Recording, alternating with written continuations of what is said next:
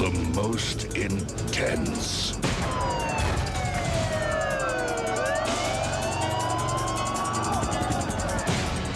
The most horrifying. It's in your blood. Resident Evil 3 Nemesis. The nightmare continues, only from Capcom. Hello everyone, and welcome to another episode of the Let's Talk Resident Evil podcast. This is an episode I am very excited to share with you all. If you're listening to this on release day, it is September 28th. On this day in 1998, Jill Valentine made her last escape out of Raccoon City. This is an important show. Why? Because it's not only my favorite Resident Evil game of all time, but for me personally, it's my favorite game of all time. Last year, we recorded a Resident Evil 2 show covering the original Resident Evil 2. Since then, we've been meaning to record this show for over a year now. Time just slipped away, but we are trying to keep this show more consistent now. Last December, we put out a show discussing Resident Evil 3 remake and the possibilities that could happen going forward as a potential remake sometime soon. Now, we are scaling it back to November 1999 when this game was released. We are going to take you back to that time and back to Raccoon City. Hang on, let me just find my VHS tape here. I got some RE3 footage I want to show for the people watching the video version of this. Hang on. Here is the Resident Evil 3 podcast.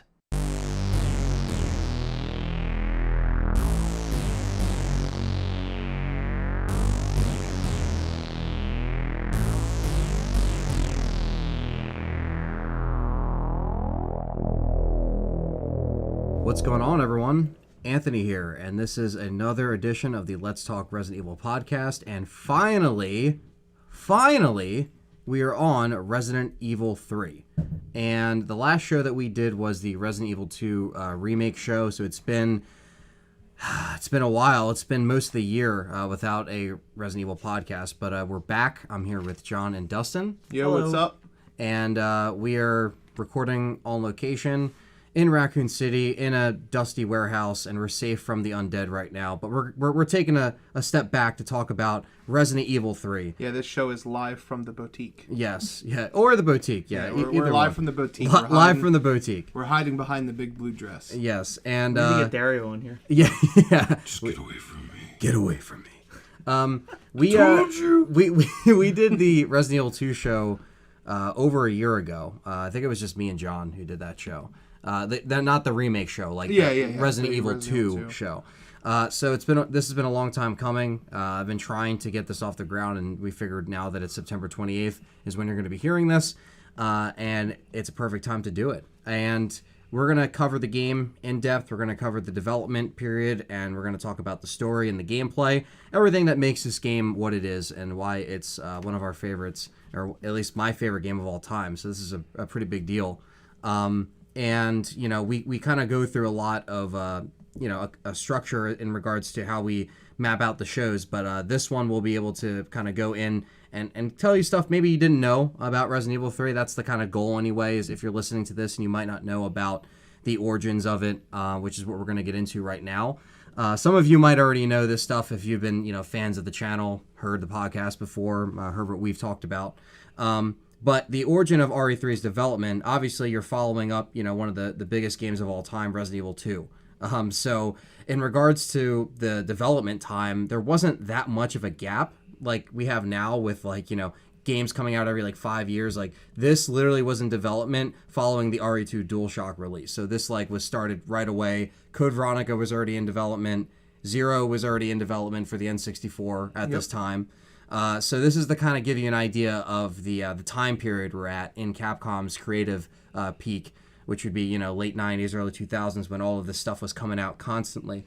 And the development of the game officially started in October of 1998 under the title Resident Evil Gaiden, or Gaiden, whatever you want to call it, and Biohazard 1.9. So basically we have this game going to be a spin-off title, not a main entry of the series, while there's another production going on called Biohazard 3, which has Hunk on a cruise ship, which ended up being the spin-off game. So it's very weird how all of this kind of started.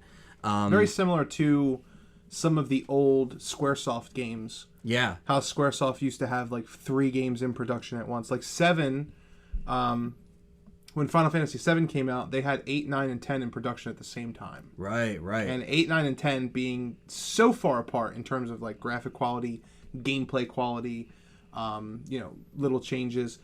Back then, not like now, but back then this was really common where they would make so many different games at the same time and kind of bring through and change things, and it was really neat to not, we didn't know it at the time, but like looking back, it's fascinating how many different titles they worked on at the same exact time and the outcome of that. And the fact that like you were dealing with console jumps now, because these companies were making these deals with Sony and Sega and Nintendo, where it's like, all right, you owe us this amount of games, like give us these titles by this time, or whatever the case would have been. Like, not just you owe us these games, but we want this game for this reason on this console because we want this console to do well. Right. Like Nintendo probably wanted to show, hey, we're not just about the children. Like, we want Resident Evil as a property because... And it got one of the best Resident Evil games of all time on their platform. On their platform, yeah. On their platform, it was probably... This was that era, you know?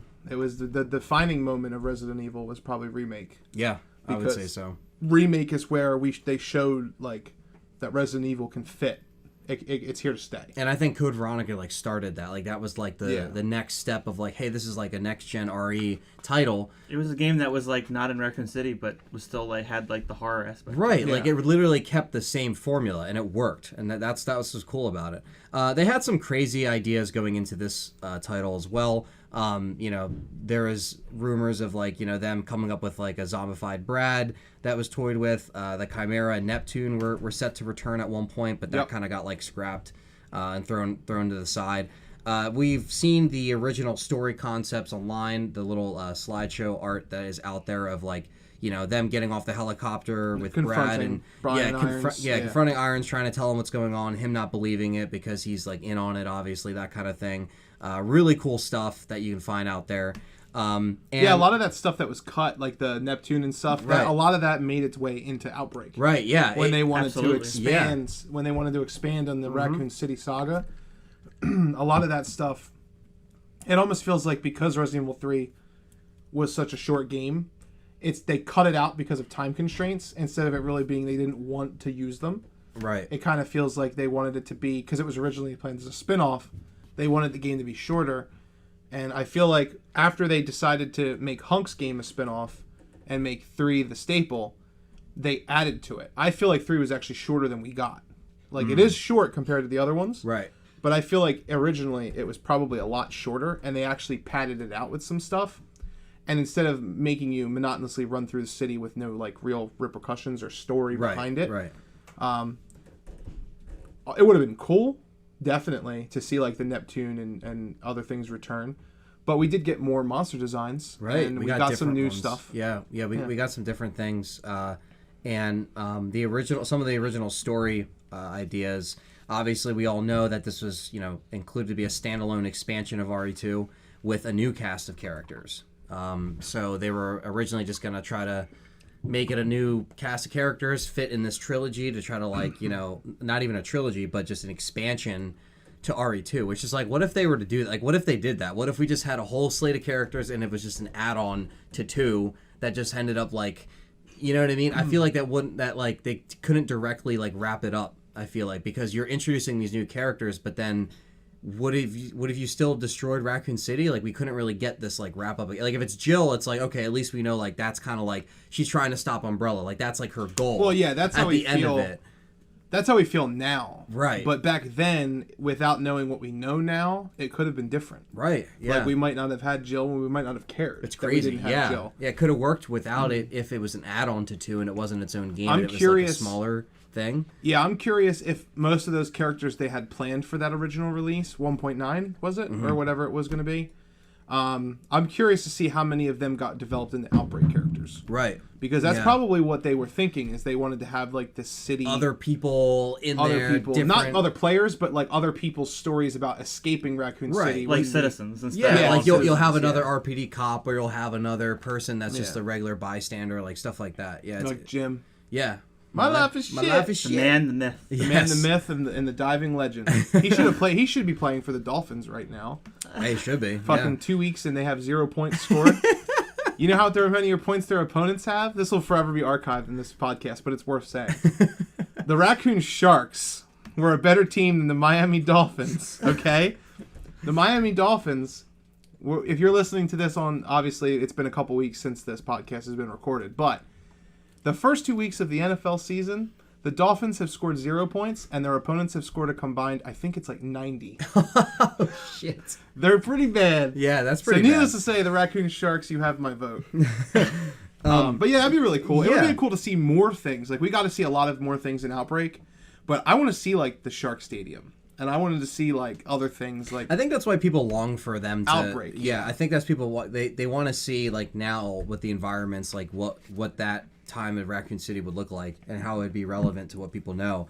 And I think that, like, with adding Jill in there, I think that kind of just was like, okay, like, this is a character we already know, like, we know what she's been through, and now she's trying to, like, make that final escape. One of the things that we wanted to talk about was they really worked hard trying to make sure that the story made sense with Zero. The continuity made sense with Zero and Code Veronica. And part of that, the reason why they probably decided to use Jill was because part of that was how could they make it work and fit if there was a new character cast. So they probably were like, well, which character do we want to see?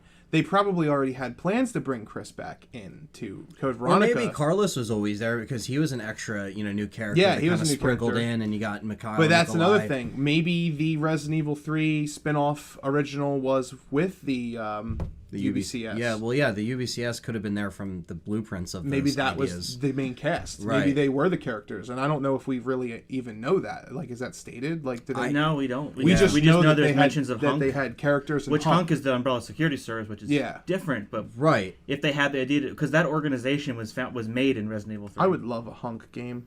That'd be really cool. Like Hunk needs to be. That would be really cool. I believe Outbreak File 3, the cancel one, there was some evidence they were going to do something with that. That would be really cool. We don't really know. Yeah, I can't imagine them, like, just leaving that be, Like, I always thought Hunk and Ada were together in 6, and then it's just a no-named person. Yeah. But that would have been cool if it was Hunk. The agent. Agent. But, they wanted to use Jill for Code Veronica. They ended up using Jill for 3, and obviously then Claire took her role in Code Veronica. So while that was, again, that means Code Veronica at that point in 98 was probably, really early. There was no story. They were probably like, oh, do we want Claire? Do we want Jill? They were probably even thinking, maybe do we want a new person for Code Veronica? But then they wanted to link up Wesker and the Chris link and made sense Claire. because Claire went to Raccoon City to find her brother. She didn't find her brother. And then if 3 was the story of Chris escaping, which didn't make sense because Jill already... And Chris is already gone. They already found out that Chris is already gone, so Jill made more sense. But then there's conflicting things, and then later on they patched it in that Jill went and met up with Chris afterwards. Because there's the epilogue of, like, her finding in the apartment and stuff like that. So, like, that's... It's interesting how they made it all work. Yeah, so eventually they did get it together, though, because 1, 2, 3 and Code Veronica are very, very tight. Right, and that means, obviously, I mean, as we know at this point, RE0, was developed for the N64 originally, so they already had that stuff. That was probably already trying to be pushed for, like, maybe a 99 or 2000 release at that time. Which, even then, if you take 0 out, 1, 2, 3, and Code Veronica still makes sense. It does. Yeah. 0 is completely irrelevant and unneeded for the rest of the story to make sense, which is why it's even more impressive that you can put it in the timeline and it still makes sense. Because it's so not tightly linked together to all the other games. But they still wanted to tell the story of Rebecca because they had plans of using her in the future. Right. So this is way before 4, 5, and 6 were even a sperm in the nutsack of Capcom. So this is like way before they were even around. I guess 4 was kind of lurking. It was, Devil May Cry. That was probably that idea was probably 4 was probably lurking around the time Code Veronica was released. Right. They were probably working on 4. I'm pretty sure they were actually. I think that's a real thing. 2002, 3ish is when they started working on that, ghost type Resident Evil 4. Well, when Devil May Cry 1 came out, 2001. Yeah, I think it was 2001. I'm pretty sure. 2000-ish, yeah. Yeah, because a lot of times, like, if you're gonna have a game like that where it's like a drastic change, I feel like I would imagine them. Yeah, 2001 August. Yeah, so that idea could have been floating around in 99, 2000. Yeah, they might have been working on 4 when 3 was in development and 0 was in development, Remake was in development. Right, like, and then they were like, this shit's so different, let's just make it its own thing. You know what they also could have done, which is an approach I never really thought about, but they could have made Devil May Cry splinter away from Resident Evil because Resident Evil got locked into Nintendo. And they might have wanted to make an IP they could make money on all platforms.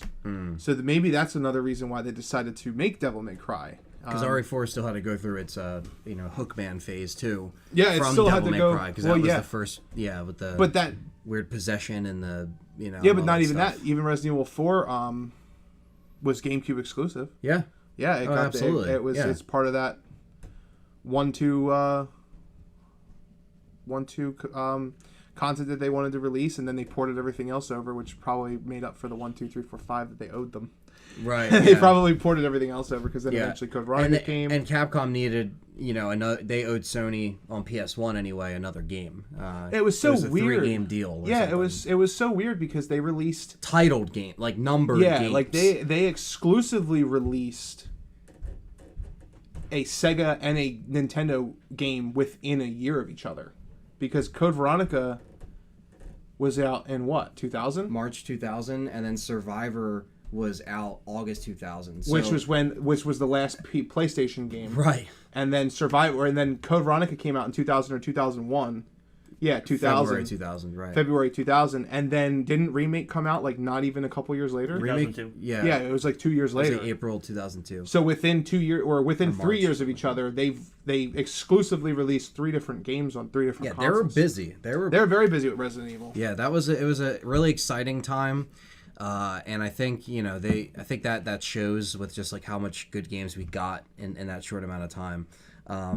But when everything wasn't about graphics, right? And that's why they could crank games out. Yeah, and they brought stuff like RE3 over to the GameCube, and they brought a lot of stuff out that like kind of made more sense in the long run. But I think they had a lot of ideas that they just wanted to get out there, and I'm happy that they used Jill's escape, because obviously in Japan it's called Biohazard Last Escape. In America, it's Resident Evil 3 Nemesis. So basically, it does follow Jill's escape, and that's like the main thing. And Nemesis, as we know, is this BOW that is and as far as gaming history, he's iconic. Yeah, he's one of the first of his kind. Yeah, the Nemesis system is named after him. The whole chasing idea, and his goal is made to eliminate the remaining of the STARS members, which at this point in the city, we know of, however many RPD officers that are just like around in the city that are still lurking and alive. Which aren't stars. No, they're just regular people. So those are just regular people. So really, it's just a matter of Jill and Brad. And those are the only... Because Chris is gone. Barry, we assume, is gone. We assume is gone. Did Barry go to relocate his family? Yeah. And then he came back because he didn't want to leave Jill. So we assume he's gone. And then... And you can play the whole game and not even know that Barry's around. Yeah, the only character that we don't know what she was doing is Rebecca. Right. We don't know where if she was in Raccoon City, if she already left, if she went with Chris to Europe. There's potentially she would have went to Chris to Europe. I'm pretty sure we know where she went now. Because she doesn't really appear again until the movie Vendetta. Yeah, and then we realize that she's like behind the scenes, like being she's working in a lab in Chicago. Yeah, so maybe and the stage play. She probably the stage play said that she was in the BSAA. Yeah, so she probably went to the BSAA with Chris. Yeah, but that was way after 3. Oh yeah, that was just a side note. Yeah, so man, who knows where she went? Yeah, I think it's a cool point because like again, these characters at this point they were all going in different. I'll tell you one thing: areas. Rebecca had a better chance than Brad. Yeah, because Brad doesn't last long in this Brad game. He doesn't last long at all, and obviously, as we know, there is a dead Brad under the police station in 2, so this kind of fills in why that's a thing. Yeah. And that's why some people might have been even questioning why that was a thing in 2. Which was always really interesting, too, because that game model was made exclusively for 2. And not only is that model made exclusively for 2, we never see Brad in the first game. So, for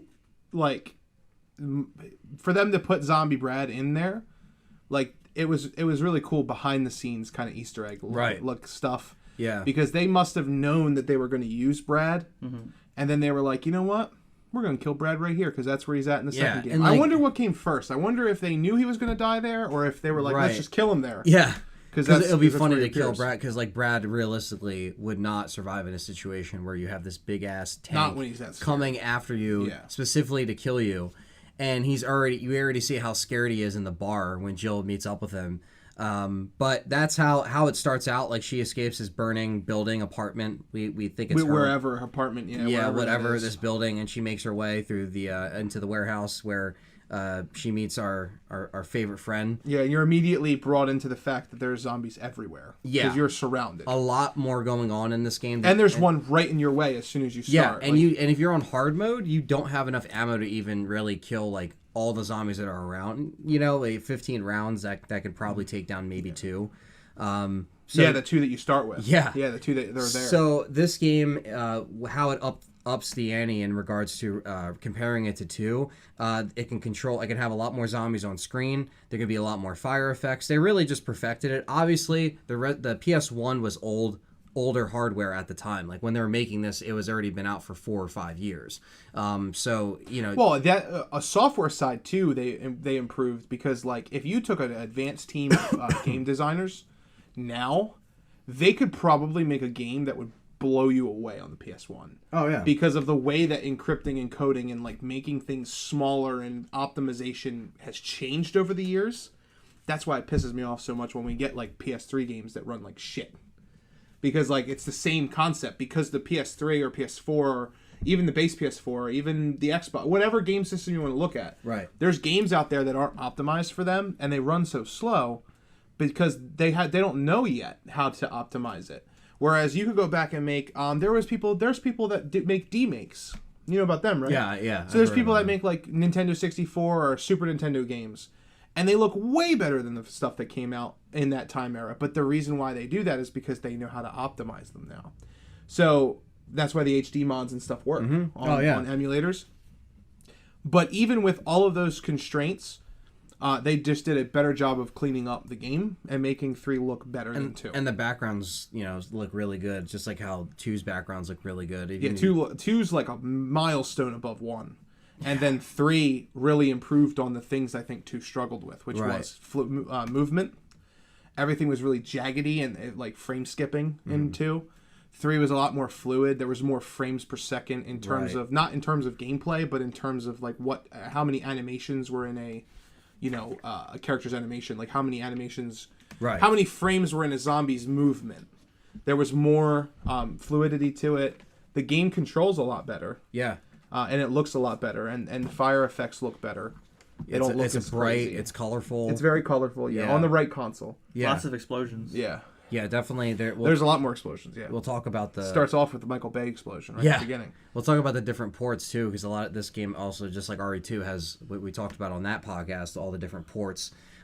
This has seen pretty much a lot of different consoles. Yeah. And 3 is really kind of a melting pot for a lot of stuff that stuck around forever, and a lot of stuff that Capcom experimented with in their other franchises. Yeah. Like the 180 turn, which was a very well needed feature. I'm pretty sure in an interview they were talking about it, and they said that they completely decided last minute to put that in the game. And that came from Dino Crisis. Like, they used it in Dino Crisis, and they were like, yeah, this is actually really cool. And that was another game that was coming out around the same time. It came out before it, yeah. It was developed at probably 98, early 99. Yeah, at the same time by a separate team. The promotion marketing money went into this and Dino Crisis. Yeah, they were actually promoted together. Yeah. They were kind of like that's why both came with demo discs of the other. I still have a comic book ad that has Dino Crisis on one side and RE3 on the other. Like it was like awesome. a comic book like little advert that was inserted. Which you would in there. never see now. No, you would never see cross game. I could see that with like Spyro and like Crash probably because they still have that like cross promotion. Well, Spyro, I don't know. Did you see that Spyro's in fucking? Mm-hmm. He's in Crash Team Racing now. Yeah, he's in Crash Team Racing. So is Nasty Nork. We were looking at it when you guys left. It was crazy, but Spyro and Crash always had that chemistry together because they were both Western. Right. That's why I always say if Crash gets into Smash, which hopefully he will, he would be the first Western character because everybody else is from Japan. Right. So that would be really cool. Or if Spyro gets in Crash too, like or both. Hopefully both of them. Or Sub-Zero. Well, that's one thing I like about like the direction they took with this game was that obviously RE2 is really more focused on like inside the police station. With this, you're in the police station maybe less than 10 minutes. You're indoors in 90% of 2. Right. Yeah. So now you're exploring the alleyways and the rubble and the destruction that you see outside. The opening cutscene, starts it off right away with just the chaos. Like I always remember the opening cutscene of this game and just being like really creeped out when I was like little because like it was just like it seems so massive, like it seems so big, like there's just like this force you can't stop of these enemies that are coming at you and they're killing all of the SWAT guys and like all the reinforcements and it really just shows the chaos even more than 2. I think in the city. Yeah, I think going through the police station was a really good idea. Because you've already established that as a place where the player feels safe because they've already been through it. Right. So not only is it like, this is the police station, I guess, well, I'll be fine, I know where everything's at. All of a sudden, you're running around and that's locked. That's boarded up. He's smashing through windows. Like, this isn't what I was through. This isn't what I went through the first time I was here. They kind of flip it over. The whole police station is different, even though it looks exactly the same. I think it had a lot to do with the fact it helped build Nemesis's threat meter. Like his threat meter was off the charts. Right, and even his first encounter is so memorable. Marvin's laying on the ground taking a nap because he had too much Taco Bell. Yeah. He's on the ground waiting for Leon to tell him his party was canceled. But yeah, there's just so much more in the police station. You're not in there very long, but for a new player, you are. You're in there for a while, especially when Nemesis pops out of the window and you don't know where it runs. You run to the dark room. And then your save theme changes, and he's waiting outside for you. And then you come out, and this fucking dude has a rocket launcher, and he can snipe you through doorways. And like, and he'll hit zombies if they're in his way. Like he'll literally just smack a bitch, like right. Yeah, he can smack the zombies, and it's the first time that ever happened because in Resident Evil 1 and 2, you really didn't have to deal with projectiles other than spider venom. No. And even the really spider, see multiple different types of enemies in the same room. Yeah, which is just Nemesis, really. Right. Even then, like you have to dodge. It's more action based. But it's not. It's fast. It's fast. It's faster paced, but it's not like quick time event action. No, it's a good balance of action. I would say it's more action packed than Code Veronica is. Code Veronica slowed the game down even more. I don't think slow is a word. Slew? Yeah, it might be. I don't know. I mean, if you consider how Code Veronica starts, it definitely has like really, really high action moments, like with the helicopter. Yeah, it does. But I'm talking about when you're in control. Yeah, there's not as when you're in control, you have to press X to go up the stairs. You have to press X to go down the stairs. You don't dodge rocket launchers and like you don't have a dodge mechanic. Like this game is a lot more mobile. The mobility of Jill is a lot better than any of the games. She's actually this is the point of the franchise. That you are the most mobile. Like you have dodge mechanics, you have run, you have quick turn, you have a good backup, you have the ability to run up and down stairs without having to press an action button. It's the mobility for the character is the best in the game. Right. She's the best. Even in 4, 5, and 6, you're still on a tank control scheme. You're just over the shoulder. Right. Maybe Resident Evil 2 Remake has better motion. Definitely. Yeah, it perfected and it took so long to get there. Oh yeah. Like it took long to get there. Definitely did. Like they literally put 1 and 2 together and then 3 perfected it. And then the new style started in 4 and then didn't get perfected until 2019 and 4 came out in 2005.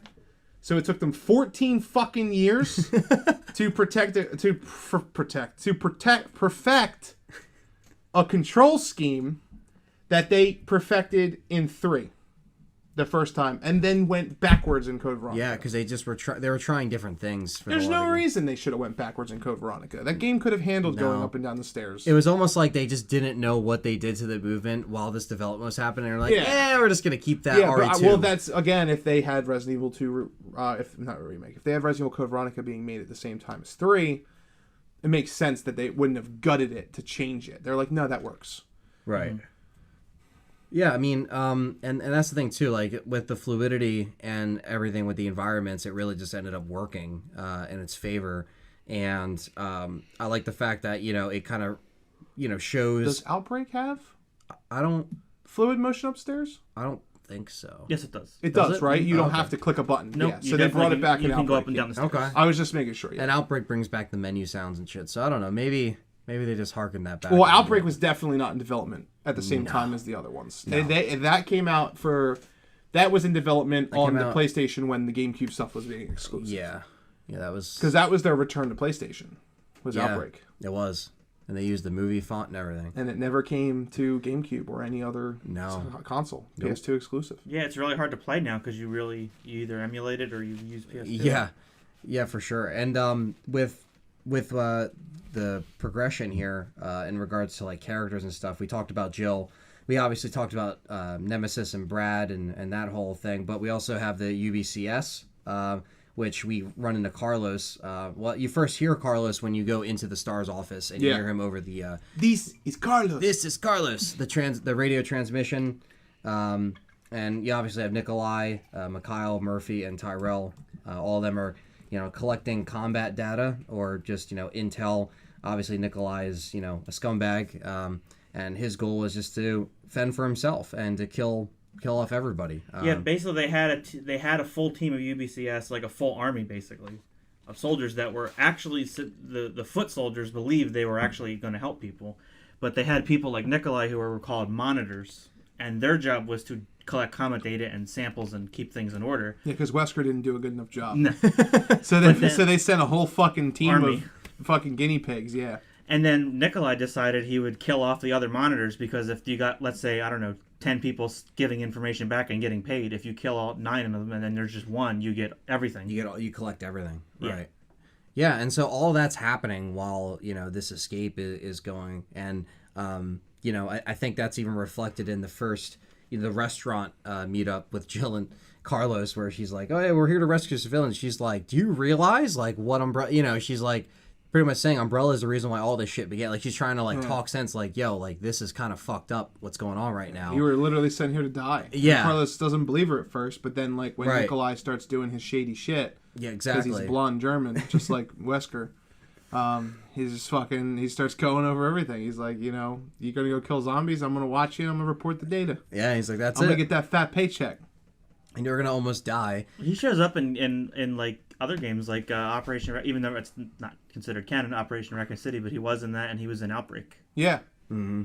Yeah, Nikolai was in Outbreak, yeah. Yeah, he kills the university teacher that was about to tell Yoko what the secret was. Yeah, that bastard. Yeah, like we were about to we never found that out. Yeah. Yeah, see, well, that's what I like about this game. I don't really know if, it has to do with, just like, again, the nostalgia, like why it's my favorite game, but I think this was the one I was exposed to the most, and from what I actually remember, because like you only remember games up to a certain point, but like this game I like have burned into my head, watching like my dad play the game and get chased by like Nemesis constantly was always a fun memory, and I don't know what it was, like everything that we're talking about between like gameplay and story mechanics for me just like worked, and I think this is like the way that everything's structured. It's a great way how they like wrapped up the trilogy, and I think that's the one thing I like about it here is like they have it pretty much connected to, but like they're really trying to like they weren't trying to just do the same thing they did into. They weren't going for like 2 different scenarios. They just stuck with one like linear story, and there's different endings that you can get, but we'll talk about that. But I like the fact that they added different things with like Jill getting infected, and like they added like going to the hospital and getting the cure. Like they added like these little things that like we didn't get to see in 2. They didn't just like do the same thing. Like they weren't like, hey, here's like 70% of the police station again that we just reuse the same. Like they tried and made different maps and they made different environments based off of like I don't know, everything, and like that's all memorable to me. Like this game is very like RE2 and RE3 just have such memorable scenery between the backdrops and the music, and all that kind of goes in with like why these games are so special. And RE3, like I said, for me, like that's why it's my favorite, because it really escalates like everything from 2. Like it's just like puts everything into it, and then it's might not be as long story wise, but it's introducing these like, you know, like different it's showing more of the evil side of Umbrella. Like we found out about Birkin and we found out about all of that stuff, but like we get to see like this other unit that's like, again, like collecting data, so to speak, but then you have this one evil like guy who's just there to like, you know, fuck shit up and really fend for himself. Yeah, he is on file in the archives or in one of the games. Oh, in Survivor, there's a file called Report on the Destroyed Raccoon City, and there's reports from Nikolai before, during, and also after the Raccoon City incident. Yeah, and he killed off everybody else because he wanted the paycheck. And apparently he got it. Yeah, apparently he got the paycheck because he did survive. For those of you who know that you can obviously shoot him down near the end of the game. Right, depending on if you push Nemesis off the bridge, which we'll talk about in a little bit. Yeah. But apparently the canon ending is he lives. So you just run from him or you just leave him Yeah, alone. it was indicated in the archives. Which makes sense because, you know, realistically speaking, Jill wasn't wasting her time shooting a helicopter down. Like, she doesn't have time for that. Right, The city's about to blow up. and up until that point, you think that's the only helicopter that's left. Yeah, that's the only helicopter. While all this shit's happening. So But, she wouldn't shoot it down knowing that, hey, we're done. yeah. Yeah, Yeah, because the other option is to negotiate. So maybe it's implied that she was trying to hopefully maybe get him to land or change his mind or something. Yeah, I think the whole area where it's like you're getting all the equipment and stuff like that, and then like by the time you get to like getting the stuff for the cable car, when you're doing all of that area right post like the restaurant, and Nemesis is still chasing your ass and you're getting all the gems, and then like you run into that, you know, you get the fire hydrant, and then you run into that back, and then like you start to see Nikolai literally just shoot someone. You just hear like, wait, and then you hear the gunshots, and he's like, he was still alive, right? Like he was still breathing. Like that's when you start to be like, this guy's a little sketchy. You know what I mean? Like these people, like this is a little, like this is exactly what Jill predicted. And I like that too. And then what's his name? That was Murphy. That was Murphy Seeker, and then Tyrell Patrick was the guy in the Tyrell hospital. is the one that tried to take him out. Yeah. He's like, grenade! Yeah. And then he Kamikaze! and then he shits his pants. Yeah. Because his blood comes out and it's brown. He fucking shit himself. Yeah, it's bad. Well, when you die, Yeah, I guess you shit yourself. you lose control of your bowels. Right, but you know, we're seeing these different elements of people like realizing that, you know, there's no hope, and I feel like a lot of this stuff does really add to the vibe of like there is no hope left in this city. Like this is a city on the end, like at its end, and we didn't really get that vibe into it all. It's just like, all right, like this is in destruction, and then like it just kind of ends. Now you get the it's up to us. Yeah, it's up to us, and it's like, but what about?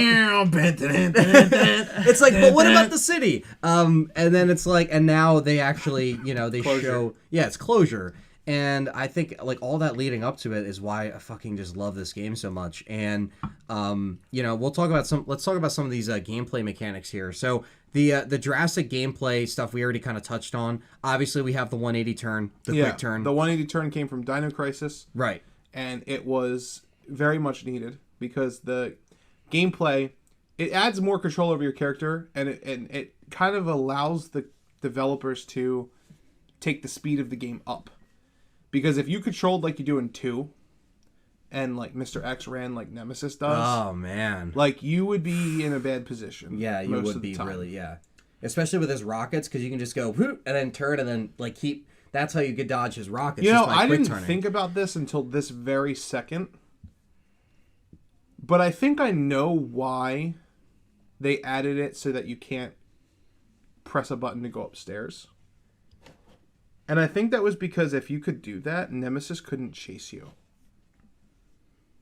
Right. So they took that away so that he could chase you everywhere. Because he just goes up the stairs. Like, he literally just runs up the steps. Yeah. And if you were to go up the stairs manually, he wouldn't follow you. Yeah. That would make stuck sense. At the bottom. Yeah, he'd be stuck at the bottom. Same thing with hunters and stuff in the original game. And we can't really like talk about this game without just saying how, you know, terrifying and frightening Nemesis can be, and still can be if you're playing the game. It's really there's tension, it's intense, the music especially if you try is to kill him. on. Yeah. And even if you don't get used to killing him, if you're always running from him, you never want to get cornered. No. So you're just always running from him, and it gives most players a good sense of like fear. I know there's people out there who are who won't finish the game, like Dylan. He has too much anxiety from Nemesis. Right. He can't do it. Yeah, it is. It's a different threat, and I think the same anxiety that people can get from RE3 is kind of reflected in Mr. X with RE2, the new RE2. Yeah, the new RE2 remake is bad. They brought they brought that like intense pressure, and that's the one thing I liked when we did our 24-hour stream and we talked about it. I was like, I really like how this feels with him chasing you, because I can't imagine. Was reports on like the Sherry part where like people couldn't play the game because like they lived through shit like that. Right. Like being chased down by someone and beat and stuff.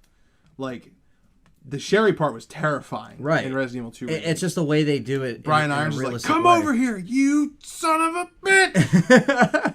And he's like throwing blocks, and he's like, "It's all over when I find you, He's throwing you like, little the desk bitch." and shit. Yeah. Yeah, dude. Like it's hardcore PTSD for some people. And back then, for a game like this, where Nemesis is a little pixelated, but big guy running around, it's still effective. When there was nothing else that you saw that realistic. Yeah, exactly. It's still effective in a great way, and that's why I think it's in my opinion it stands the test of time. It's not. There were people back then who said the games would never look better.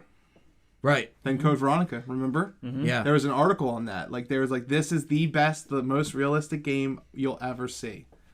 And Resident Evil 2 Remake completely cream pies that shit, dude. Yeah, that's very good motion capture and design. Yeah, like Resident Evil 2 Remake is fluid. insane. Yeah. It's Yeah. insane. I mean, and they didn't even go hyper realistic with it. They No. still have some type of, it's very soft. Mm-hmm. If they went like Twilight Princess on it, like how far Twilight Princess went away from like Ocarina, like that, the color style. Right. Resident Evil 2 Remake would be literally like, YouTube wouldn't be able to tell the difference between real people and that game. It's crazy. Yeah. They hit a mark with that. Yeah, and especially with that. And we the already, dodge mechanic. Yeah, the dodge mechanic's a new thing. We already talked about the stair interactions, but the dodge mechanic is brand new to this game, and it wasn't available in the E3 demo apparently. And then it wasn't available in the original demo that they presented at the E3. 99. Yeah. However, the dodge mechanic is something that has been met with both positive and negative reviews. Yes. Because it's very controversial, because some people really like the idea but hate the execution. And I'll have to admit, I've never minded. The dodge mechanics are pretty wonky. Like, they're not absolute. I think it's better having them than not having them. I think it's nice to have the ability to. I just learned for the first time you can press the R2 button to do it. Yeah. I never knew that, There's which means I'm probably button. way better at that game than I thought I was. So you could do it while aiming, or you aim right when they're about to attack. You have to press X. You have when to they press hit you. X, but then, or you could tap R2. Yeah. To just like to tap that button as soon as they're about to like lunge. He just I would love shoves to them. try that. Actually, when this podcast is over, I'm gonna boot the game up. Okay. I'd love to try it, but I think that I agree with some people that like it didn't really help a lot, because Jill's dodging is not the best. A lot of the time you dodge and still get hit, and a lot of the time you dodge into more enemies and get in a worse position than you just were. Well, I think also having the same button that you shoot with in that situation is difficult, because It is difficult. If you're shooting like at a dog and then like you don't intend to dodge and you accidentally do it, like you're not ready to be over here. Yeah, you're not ready. It's jarring to be over there. Yeah, right. And that's why easy mode versus hard mode, which we were going to talk about the difficulties too, is so much of a calamity, because easy mode literally dodges when you don't want to. Mm-hmm. Yeah. Like you're just like, huh. You're just like, what the fuck are you doing, Jill? You're Most not of the the time Matrix. it hits though. Because easy mode, it hits every time. Yeah, it like, does. It's not at like hard mode. You have to. It's very specific. Easy mode, it's like she's always going to do it. She's always going to shove. Or if there's a hunter, she's always going to roll and then get on her knees. And it's the same. So it's like it's just easier. It literally rubs her back. Yeah. It's literally like, hey, we're gonna do everything for you. We're gonna give you the assault rifle. We're gonna give you the magnum, the shotgun, automatic dodging. Like it was the first example of like. And Nemesis bad doesn't drop difficulties. weapons either. Nemesis doesn't drop shit because you have everything. Well, you don't get the parts. You don't get the special weapons. You don't get get like, the Hydra. whatever No, they you call don't. it. You don't get the mine thrower. You don't get the mind thrower. You don't It's get only the in hard mode. And eagle. the Western. And the What's Western that custom. called? The The Western Western, not the custom. Hydra. The Western custom. which is my favorite I weapon. fucking love that weapon. That's a really good weapon. I like that, and obviously the grenade. Anytime you down Nemesis in hard mode, you do get drops. You get the first aid spray It's like an RPG kit that has 3, but Yeah. you get that in easy mode. Yeah, like and you from the can get-go. you can also stock that. Yeah, no, you could do that, and you can also what else does he drop? What is it? He drops The eagle. eagle parts. Yeah, the eagle. That's A the and first B. thing you get. Yeah. Eagle A and B, and then you get The first aid sprays, and Yep. then you get the parts for the Western. the Western. Yep. And then if you can also get the assault rifle. You get a towards the first. end. You get Yeah. yeah. That's what it is. That's the last one that you get. You get the assault rifle. Yeah. So the game gives you rewards for fighting Nemesis and more tough situations because sometimes You don't have to fight them. you don't have to fight them So at they all. give you incentive for fighting him. Right. You So- have to fight him only one time at the end. Right. That's the only time. Well, Clock Tower. Clock team. Tower, and at the end you have to Yeah. fight him. Those are the only 2 forced fights. Right, and there's some areas which we're going to talk to where the live selection comes into play, where it can be an easy first down for him. So the live selection is another new thing that they brought in, which creates story differences depending on which routes you take. The first major one is right in the beginning. It doesn't affect the story, but whether or not you want to fight the monster or you want to leave him or go inside, and then he's still going to break in anyway. But basically, you can grab the card off Brad's dead body, so you don't have to run into the classroom to Yeah. grab the card. But obviously, most people just memorize the code, so you just can run to the computer and just put in the code. So, but again, you can get your first part. You can basically get the eagle if you leave the police station and kill Nemesis outside and inside. You can get the eagle when you're on your way to the restaurant. So that usually works for the most part. But the live selection is the new draw to this game. And my It's favorite awesome. edition. Yeah. My favorite edition of Resident Evil 3 Nemesis. I like that it's not a quick time event, but it makes you think. Yes. It gives you the option. And you can go back and play it again and try the other option. And It's see not what it an does. illusion of choice because the choice does matter. It does change the game. Right, it does. And it's not a quick time event. It's like you can still pay attention to what's going on. It's a choice. Right. It's a path. And sometimes it helps you, like the second time when you're in the restaurant, and obviously Carlos is there. You meet up with Carlos. That's your meeting with him. And he runs into the restaurant. Oh shit, he's back. What are we gonna do? Hide in the basement like fucking idiots? Are we gonna throw this fucking big ass like lamp at him that's gonna just explode and engulf the for literal no reason? the tiny little. Well, no, there's a gas leak in the back. There is? Okay. Yeah. Okay. That's what, because the steam's coming That's out. why of it the makes gas that leak. noise. That Okay. So he throws it. Right. They throw It's it. like some kind of oil light, like with something in to Right. spark. Jill, yeah, I think. Oh yeah, it's Jill. Right, she throws it, and then Carlos is like, "Are you crazy? You could have Are you barbecued both." crazy? You could have barbecued both of us. But that fight, it's easier because he gets up once and he's already down. So as soon as you throw that, even if you're like running past him, he drops his little pickup, so you could just pick it up and then run out, and then he has one more life left. So by the time you see him again, or if you fight him in the restaurant, you only got to down him once as opposed to twice. And you have Carlos. Right, and you got Carlos, but if you hide in the basement, then you have that whole extra life and you're wasting more ammo. So, again, stuff that people back then, unless you look at the guide, you might not know what it does. It also But- changes who you meet at the gas station and who you meet at the sales office. Right, it does, because then that matters if you run into Nikolai or you run into Carlos, and then... And whoever you didn't meet at the first one, you meet at the other. second at the one. other, right. So that is kind of cool, because that kind of harkens back to... 2 a little bit, where it's like some elements in the story or scenarios will change slightly, but it never actually changed it like it did in this game, where it's like characters will be in different spots. It's more so of like, did you pick up the machine gun or did you get the side pack? And Magnum now, or Magnum grenade or this. launcher. And the RNG in this game is another thing we didn't write down here, but RNG is like strong in this game. Yeah. RNG for the codes, RNG for the Magnum or the grenade launcher in the Puzzles. police station. The puzzles. The puzzles are RNG. Except for like 2 or 3 of the the puzzles. fucking water sample puzzle, which water is the sample infamous puzzle. one. Beep, boop, boop, Yeah. beep, boop, boop, beep, boop, boop. So there's a lot of different things. Enemy placement. Yeah. Hunters, lickers, dogs, crows. Right, snakes or like the little baby grave diggers or Sliding worm. the sliding sliding worms. worms. Yeah. Or there's a whole bunch of RNG. Yeah, so the RNG is big, and it also is a pain in the ass if you're speed running the game, because you might get worse RNG than than other runs. Yeah, in speedrunning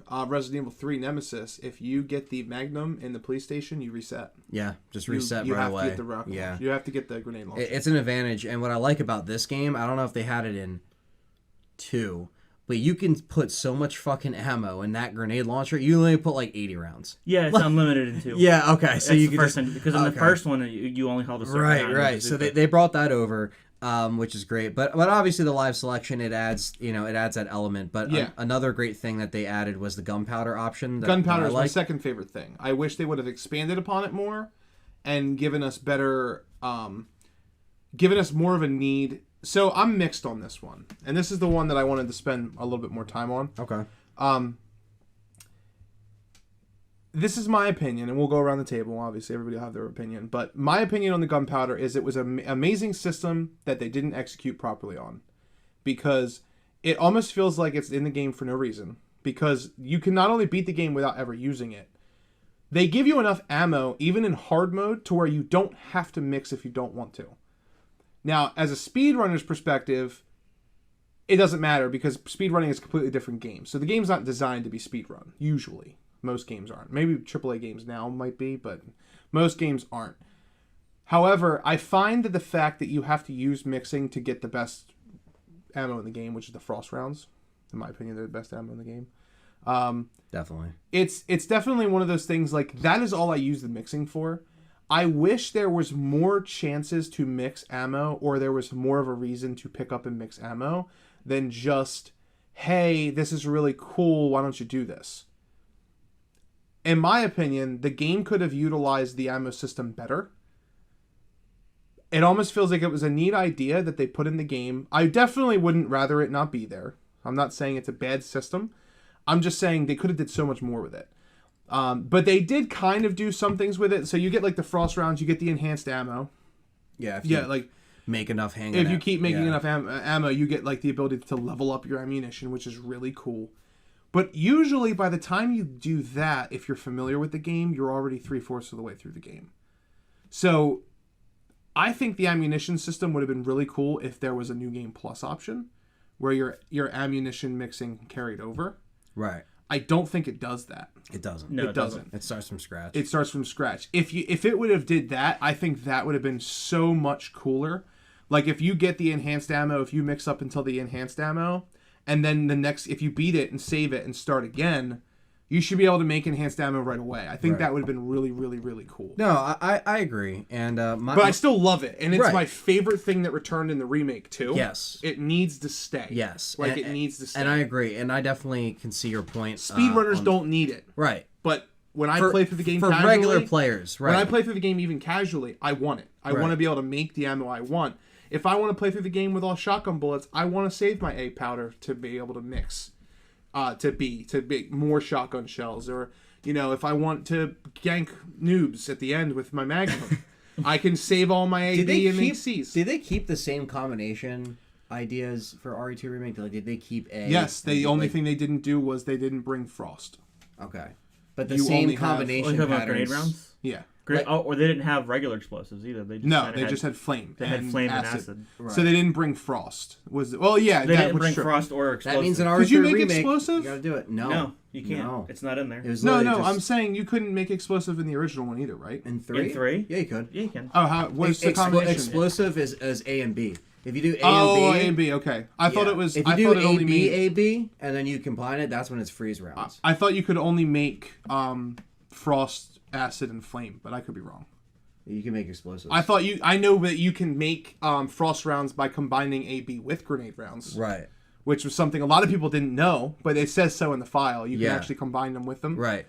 Yeah, it's a great little thing. I see what you're saying on that too. I understand your take on that. 2 is a lot better. Remake 2 utilized the system a lot better. Right. I think it was still early for them, so RE3 was kind of like the testing of like, how can we make this work? And I know it sounds crazy, but if they cut the ammunition in Resident Evil 3 in half, that would almost make the ammo system like required to beat that game. Right.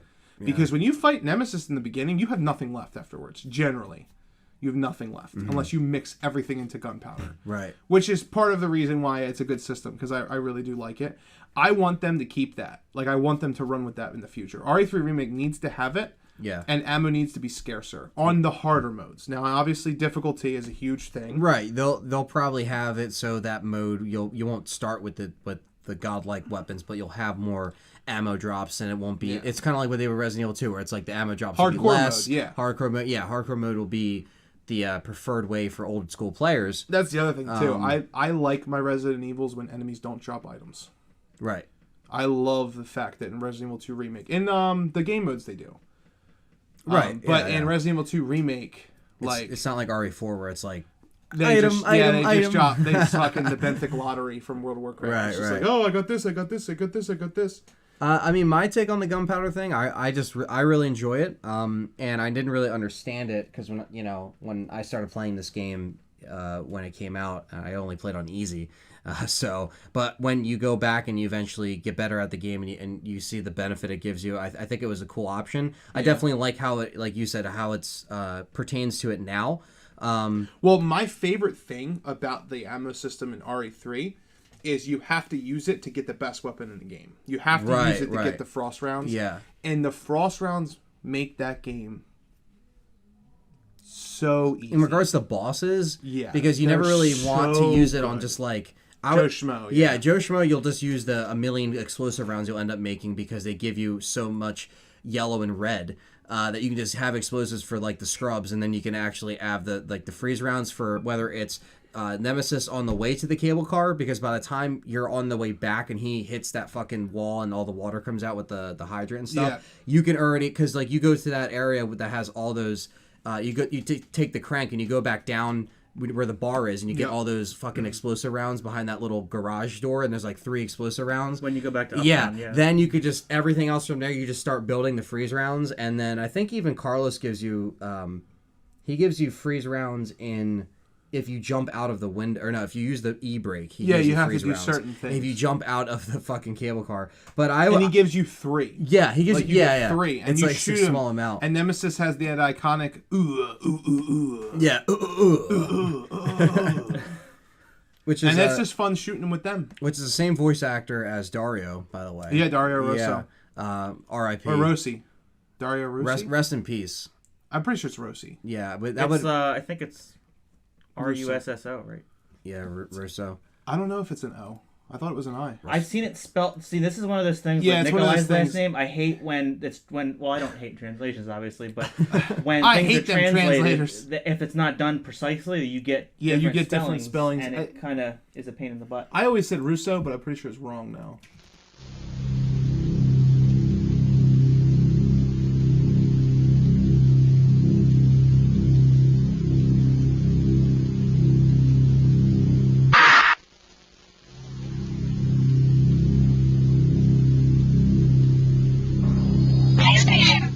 Yeah, so we looked it up. His name is Rosso. Russo.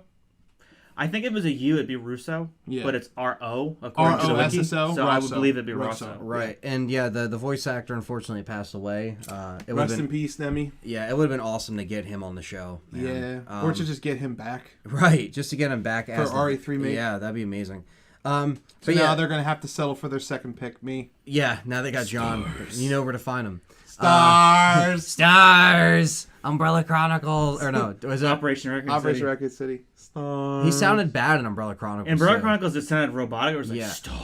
Yeah, It was really it was breathy. really weird. But yeah. in Umbrella Chronicles, or in Operation Raccoon City, it was just off that the was like charts of bad. that literally took a plummet, like in the That- quality. Of As soon as I Nemesis. saw him, like I was like, "That's really cool." And then as soon as he said that, I was like, it's "You killed everything." it's still a really fun like co-op game. But that game, Stars. that game just really shit the bed in Stars. regards to story. Yeah. What if scenarios.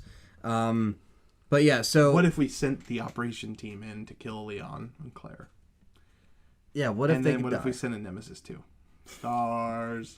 Yeah, the game advertised the what if scenarios. They're Yeah, I mean, the really, what ifs are cool. you I don't know. mind them. But obviously, now that if you went to, like a casual Resident Evil player, they might be used to the traditional ammo drops that they got in the newer games. So I think like this still is kind of in that same kind of era where it's like you have to really scavenge for the ammo. But again, in comparison to 2, where 2 didn't have that gunpowder option, 2 definitely can be looked at is a little bit harder in that regard. It depends on ammo because you're not just able to like make what you want when you can. So I can see harder than 2. Yeah, 3's harder than 2 because 3's has to be. Right. 2's harder than 1. Right, because I mean you got Nemesis. Except for the fucking yawn. Yeah, that's in the second part. Right. That yawn's a bitch. Oh no, I agree. And speed running. When you're actually trying to kill enemies, though, 2 is harder than 1, and 3 is harder than 2. Although, I will say, if you're good at dodging, 2 is harder than 3. Right. For sure.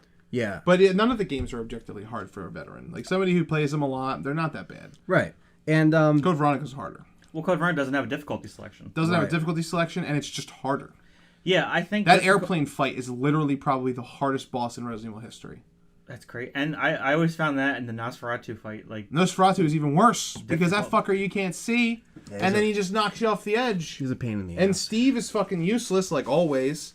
He just gets fucking thrown over. He's always useless. In the remake, he's going to be like super useful. Yeah, he's going to have the best voice actor in history. You guys, and he's going to be the most serious. He's going to do the most. I'm playing Steve Burnside in the remake. Come on, Nemesis or Steve? You got to pick one. I'm going to be playing both of them. If that fucker can play Dario, his novelist dreams, and Nemesis, I'm serious. I'm going to apply to be Steve. I don't know when it's going to happen, but I'm going to write to Capcom and be like, get John on Steve's voice, because I will make it bad. On purpose. Make it worse. I'd be like, listen, we have to stay true to the author's intention, or the designer's intention. Father! What's Dustin? What's your take on the gunpowder? Now that me and John kind of spoke on that.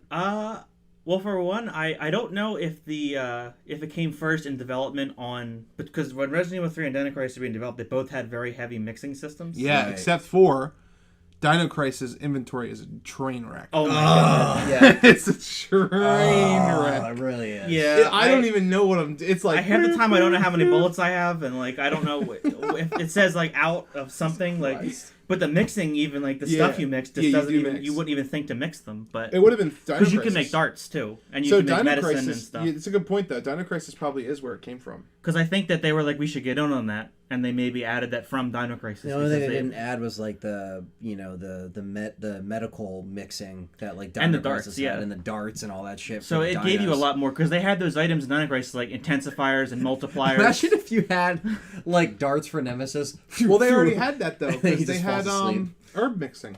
Right. So they already had that. Yeah, they had herb mixing. It just didn't cross. It didn't cross. Dino Crisis might have adopted the mixing from them, and then they might have adopted the ammo mixing from Dino Crisis because it's all one team, pretty much. Yeah, it's all coming through Capcom. Right, because the team that worked on RE3 was like new hires from I remember reading it was like a lot of new hires they add like for that development team. And then obviously you had other people that were like overseeing production that were again working on the other titles like we said. Shinji. Kami was obviously involved in all of it. Yeah, he was a staple for this era, I would say. Yeah, I just like options. Right. You know what I think that when you replay, like when in any game that you have more options to change up the gameplay is always good because you don't replayability. Yeah, like I like linear stories. That's just my personal thing. So I'm not necessarily like I want to see a whole bunch of different story narratives. I like gameplay narratives where like you can like mix this time and this time. Yeah. And, right. Do you like the RNG elements too in this? That's another thing. Yeah. That you would keeps probably you, like Dark Souls then. That's also very difficult. It's very hard, but Dark Souls is very similar to what you just described. Every gameplay is different, but the story progression is exactly the same. It's like why I always say how much I love Parasite Eve too. Although in Dark Souls you do have two different endings. You have but it's all nothing that you do changes the ending you get. It's the decision you make at the end that changes it. Right. So you can either relink the fire and become the next Lord of Cinder, essentially, or Lord of Fire, whatever you want to call it, and reignite the entire Dark Souls cycle, or you can walk away from the fire and put the game into an era of darkness.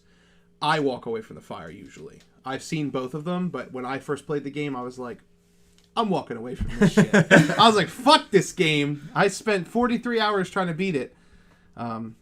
But yeah, I think that's really cool. I'm very similar to Dustin with that. I like stories that have a finite ending.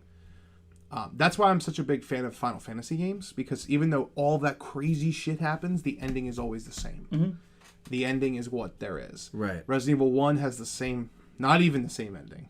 There's like 5 different ones. Yeah, but it's still the same kind of. But canonically, they all got on the helicopter, but there's no way to actually do it. There's no way to actually do it in the game. Yeah. So that sounds weird. Just a weird sentence if someone's never played. And I said that's it's like so they all survived. It's what they did. But you can't actually do it in the game. But actually, Chris and Rebecca fly away on this helicopter, and then Brad comes back, and then Dooley comes back from the dead. They just copter pulled the whole crew. If we're writing to Capcom and they're going to remake 1, I would say please make an ending that I can see all 4 of them get on the helicopter.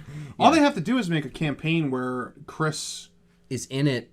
Chris and Barry are locked up at the end. Yeah. If you play as Jill, or Chris and Rebecca are locked up at the end if you play as Jill. Instead of having someone and Barry disappear. and Chris, or Barry and Jill are locked up at the end if you play Chris. That's literally all they have to do, and they could get all 4 of them at the end. Yeah.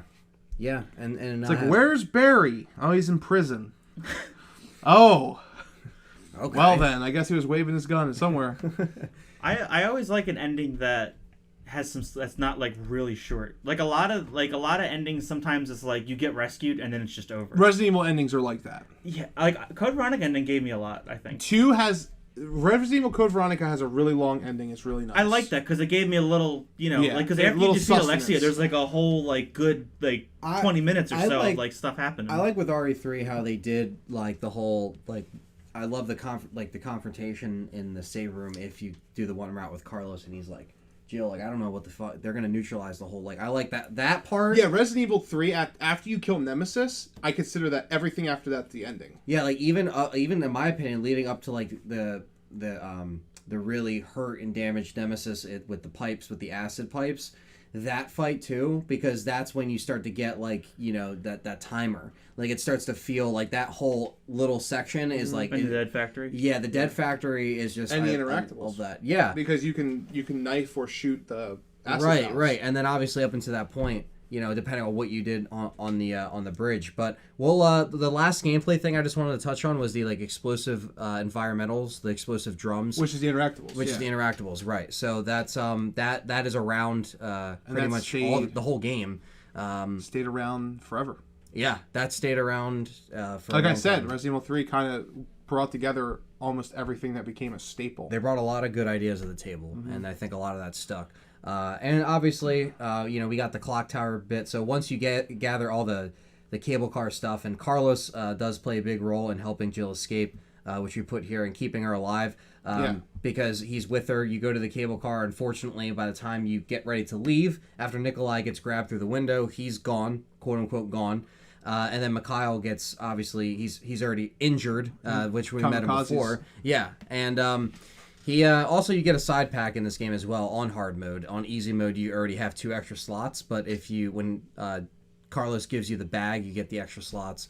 And then when you're finally leaving and you get the fuse, you get the gas, you get the battery and everything, you finally to collect the phone. Run into Nemesis one last time. And Mikhail makes his final sacrifice, and which is a great cutscene. I just love the big old fuck you, Mikhail.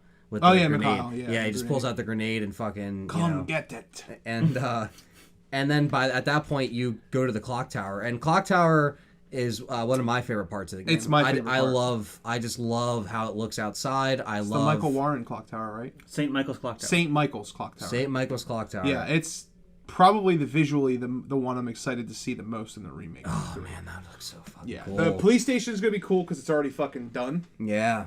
I love the music box puzzle. It's so creepy and it's awesome. I love that puzzle. It's so because it's just you don't have to think super hard. No, but it's still like interactive. And I like how they put it around. Like the little box around like the steps, so you can just listen to it. But and imagine you're just okay, so there's just a music box, what the fuck, and then you get to top. You're like, all right, now I know what to do, because I remember getting stuck on that, and I was like, I'm guessing it's just when it's not out of tune, and I got it right. But it's you don't have to think too hard. You interact with it, you listen to it and you go off. Of it. It's not just numbers or math. And I love the dark skies and the cloudiness. I like all that. I like the image of the clock tower that you see in the file reading that you pick up in the bar. Knowing that's where you can go to actually call for help. Yeah, where else are you going to go to call for help when literally the city is dying and it's desolate? And so and then you get the fake ending. Yeah, right. Yeah, the fake ending. Yes, I'm finally here. And then Nemesis is like, fuck you! He's like... Stars. Yeah, stars. And fucks up the helicopter. The destruction of the clock tower I love as well. I love the fallen in lobby and the staircase and everything. But leading up to that too, like leading up to even that, then, like Carlos, you have to fight Nemesis away from his objective. right? And that's the problem. And so like when you get up to that clock tower part, when you get everything in order, it's a very it's a known challenge for that fight. Like when people talk about this game and they've played it, it's known that like this is a harder part of the game if you don't have the freeze rounds, like John mentioned, because obviously the freeze rounds are. Well, no, you don't very have them important. because you're Carlos. No, when you fight clock tower, you're Jill. When she's Oh, infected. I'm talking about when you have to stop his objective. Right, after the fact. Yeah, when he's beating the door in. Right, that's after the fact. You could just leave him alone and be like, "What are you doing, Nemesis?" He's just beating the door in, and you're just like, "What?" Yeah, and then he goes over. in there and he starts slamming Jill on the ground. If you let him kill her, he goes in and it's like, I thought it just fades to white. Like it just no, like, I'm pretty sure he starts just slamming her on the ground, dude. I know he can do that if you are alive. Yeah, he has a lot of cool mechanics that nobody else has too, like Right. the grabs and the Yeah. and he's got the scorpion get over here pull Right. where he can pull you. And that's the thing too. It's like Type 2 Nemesis is a bigger threat. So the clock tower is a big staple because you get Nemesis in this in that final first form. You kill him outside. He's on fire and everything. And he infects Jill. And you don't have if the camera angles are against you. Yeah, the and you can't fire check is your against condition. You can't check your condition. Yeah, you can't check your condition. Just make sure because it you're says always you're infected or Yeah. viral. It Yeah. says virus, yeah. Yeah, and you have to make sure that you have your freeze rounds ready and you have everything.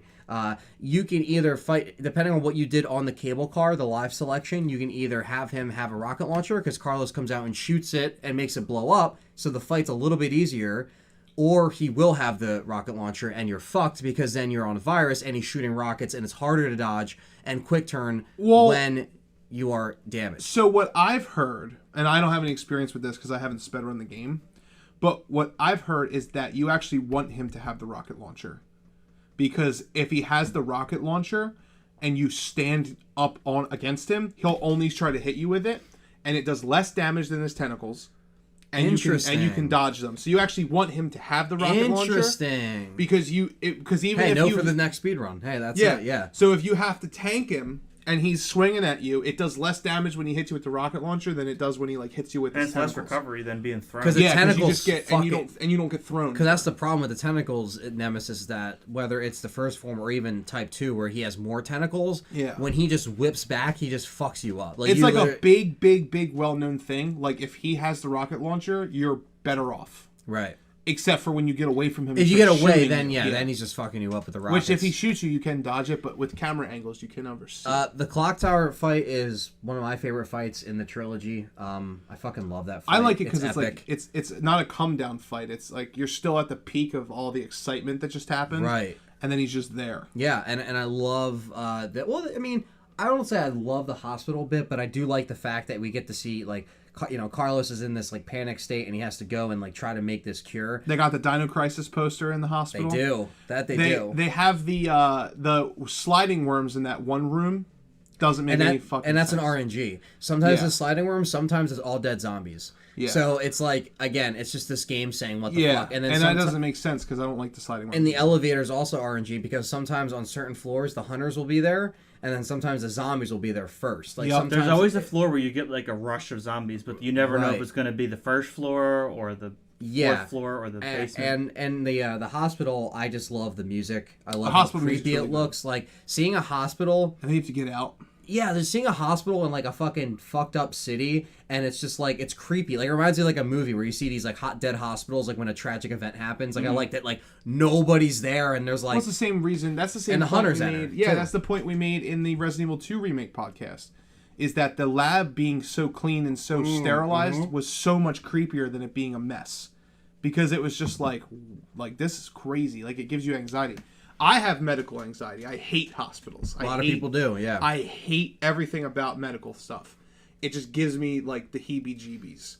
Like, I fucking hate it, right? There was your throwback 1999's phrase, the heebie-jeebies. I hate it, and I thought that the hospital part and the lab part in 2 is so much creepier. 2's lab is so much creepier in remake than it is in the original. So much creepier. I agree. So much creepier. I'd say the police station's more creepy in the original. Do you like the hospital in 3? I do. Yeah, I like the hospital in 3. You like that bit where you got to get the... I don't like Carlos. Right. So I don't mind Carlos. I don't have anything again. I think his character kind of worked with, like, obviously nobody else is left in the city, so it's like... I like Carlos. I just wish they would have did more with him. Right, because he does disappear. I mean, does, everyone that's listening to this podcast that's played this game and knows the series, he literally is gone. He just disappears. I think Carlos would have been a better fit. Like, Carlos should have stuck around for the BSAA. Was Umbrella Chronicles the last time we've actually ever seen him in any rendition? Yeah. Yeah. And that was, 2007? Yeah, so it's like, Jesus Christ. It's been a while. And that was obviously just retelling 3 in a different way. Yeah. And The thing that's interesting about that is they don't show Jill get infected in that. No. Which is like... Right, that's kind of like... That always bothered me because I'm like, that's a big deal. Right, it is a big deal. It's like how 5 happens. Right. So like, that's kind of... And it's also kind of like, again, like, that's a whole bit in 3. Like, him trying to get the shit ready. And then Type 2 Nemesis comes down. Yeah, if it wasn't for Carlos, she wouldn't be alive. And the thing is... he does play a major role, and I do like his character. I just don't like that they didn't do anything with him. Right, and most people, when they first run into Type 2 Nemesis, because he does change his form, and, he's a lot faster, he has a lot more powerful attacks, annoying attacks, and when I was doing my Operation Nemesis run, I had to kill him in every interaction, and I fucking hated the Carlos jump, because normally, when I'm Carlos and he appears, I'll just run to the save room, save Jill, and Jill has all my shit. Yeah. But I had to kill him with the assault rifle and the handgun that they gave you with Carlos because that was the stipulation we had on stream that night, and that was so fucking challenging. Yeah. Because he's like whipping you around, he's throwing you, because like you get maybe 1 first aid spray as Carlos. You get 1 to spawn with, and there's 1 in the hospital. So like that's all you get. So you basically have to like, and it was a pain in the ass, and we finally got him, but like. I would run around the table. There is a table where the mine thrower is there, and I would just run around the table, and he would just start walking, and then I would just kill him. Like I would just try to kill him around there, but it was fucking tough. Like Type 2 Nemesis is, I fucking just love every form of Nemesis, but he's way harder than Rocket Launcher. He's way harder than Rocket. Yeah, I'll give me a Nemesis with a rocket launcher any day, and I'll take that over Type 2. But Type 2 Nemesis sticks around for a little while. He even comes around when you're going through the clock tower as Jill, so you have to come back out and go to the park from there. And obviously the whole hospital explosion also happens. Which means obviously we forgot to mention we run into Nikolai again in the hospital. Yeah. Carlos confronts him this time, depending on which floor you go to first. If you go to the basement, you just get Tyrell and he kind of blows up. And then you get Murphy. If you get Murphy will either if you throw the lamp in the restaurant and blow Nemesis up, that's what it is. You see Nikolai kill Murphy, which I think is better in my opinion, because if you don't, you get him at the gas station, and he just walks up to a car and it blows up, and then it's like you don't get any suspicion. Right. Carlos, I could see why that's cool, because like not cool, but like a heartfelt moment, he has to kill his friend. Right. But Nikolai, you being suspicious, Nikolai is kind of important. Yeah. Because if you played the first time, let's say you never played, and you get Nikolai at the gas station, you're no reason to suspect he's really suspicious. And then you go to the hospital and you go to the basement. Right. You still don't, and you don't have Carlos confront him. You're missing a lot of Nikolai's, nefarious operations. Yeah. In that layout. Right, and it's showing you what he's like. It literally fills in like where he's at. Yeah. In the timeline of the story, like okay, Carlos, like Jill's infected, and Carlos is going here, and he plants the bomb. Yeah, he plants that bomb in the hospital. He has the little room too that he monitors everything in the park. In the park, where you have to you have to take the crowbar to the stake to the. Where the bricks. dead guy's there, and the little park keys in there, and that's his little wall. And he probably killed that fucker too. Oh yeah. He probably shot him so you get all the money. Right. Yeah. And right before the park, when you get so that happens. Carlos comes back. Somehow he has time to go to the university too and kill Dr. Mueller. That happens as well. Yeah, and I feel like the Gravedigger, which is the only other non-Nemesis boss in the game, was only thrown in there so that it wasn't like Nemesis is the only boss in the game. Isn't it the only other non-Nemesis boss? I'm pretty sure. Yeah, it is. Yeah. I didn't mind the Gravedigger. I think the Gravedigger's great. I think the Gravedigger is a pain in the ass because getting to him is a pain in the ass. Like when he's in the thing, just attacking you. The sewer, like him popping out of the sewer is annoying because you gotta run real quick before he spawns to click the button on the wall. And I remember I would always like go to the button and he would come out when I was like really shitty at it. I'd go up to the button. He would come out and just keep fucking me up and push me out until I'm dead. Because he would just be like, you just keep taking damage. And then it was just like, you're done. That's going to be terrifying in the remake, I think. You're in a cramped space and this like big worm thing. Yeah, and you're underground and like all this. And it would probably be bigger. They'll probably make it bigger because it was really small. They make RE3 Nemesis remake first person. I kind of like the right. Oh no! I would probably jump out of a window, but yeah, just like you'd be like, I'm gonna go roleplay Carlos. But you know, like I like the fact that there's something underground. Like I like that you're like running and Joe's just like, fuck, like what was that? Like I think that's creepy because it's like imagine that happen. Like imagine something underground just making its way. And it's just like he's gonna fucking come up and grab your ass, and it's not Nemesis. Like you gotta worry about Nemesis on the upper ground, then you gotta worry about fucking this gravedigger fucking shit up on the bottom. Like I like that it's like a threat. I still think I really like the fact that there's that explosion underground in Resident Evil 2 that we still don't know 100% what it is, but there's theories that it's either the gravedigger going by or it's the hospital explosion. That would have been on a different day. That's October 1st. So it's October 1st. So I think it's more the gravedigger. Yeah, so because it's not the it's not any of the other explosions. If anyone doesn't know what we're talking about, it's when you're going to the Skytram. Yeah, when you're going to the Skytram and you're running through, it goes. It shakes and a bunch of stuff, and rocks stuff falls down. It's right. never explained what that is. I think, I definitely feel like it's the gravedigger. Yeah, looking back at it, yeah. Sliding by, because a lot of people used to say it was the hospital building blowing up because that takes place while Jill's asleep, like she's unconscious. Yeah, the hospital doesn't blow up until October 1st, whereas Resident Evil 2 takes place between the decimation of Raccoon City and the beginning of Resident Evil 3. Yeah, right, and so it couldn't unfortunately be the hospital. Right, and we didn't even actually talk about that yet either. It's like the placement of this in regards to 2. Most people know. Yeah, it's in between the beginning of 3 and the end of 3. Right. So this point where we're at in the story where Jill wakes up and stuff, we're on October 1st, and she makes her way to the dead factory once she splits with Carlos. Resident Evil 2 happens overnight. It's really strange because Resident Evil 2 happens on September 29th, right? Believe so.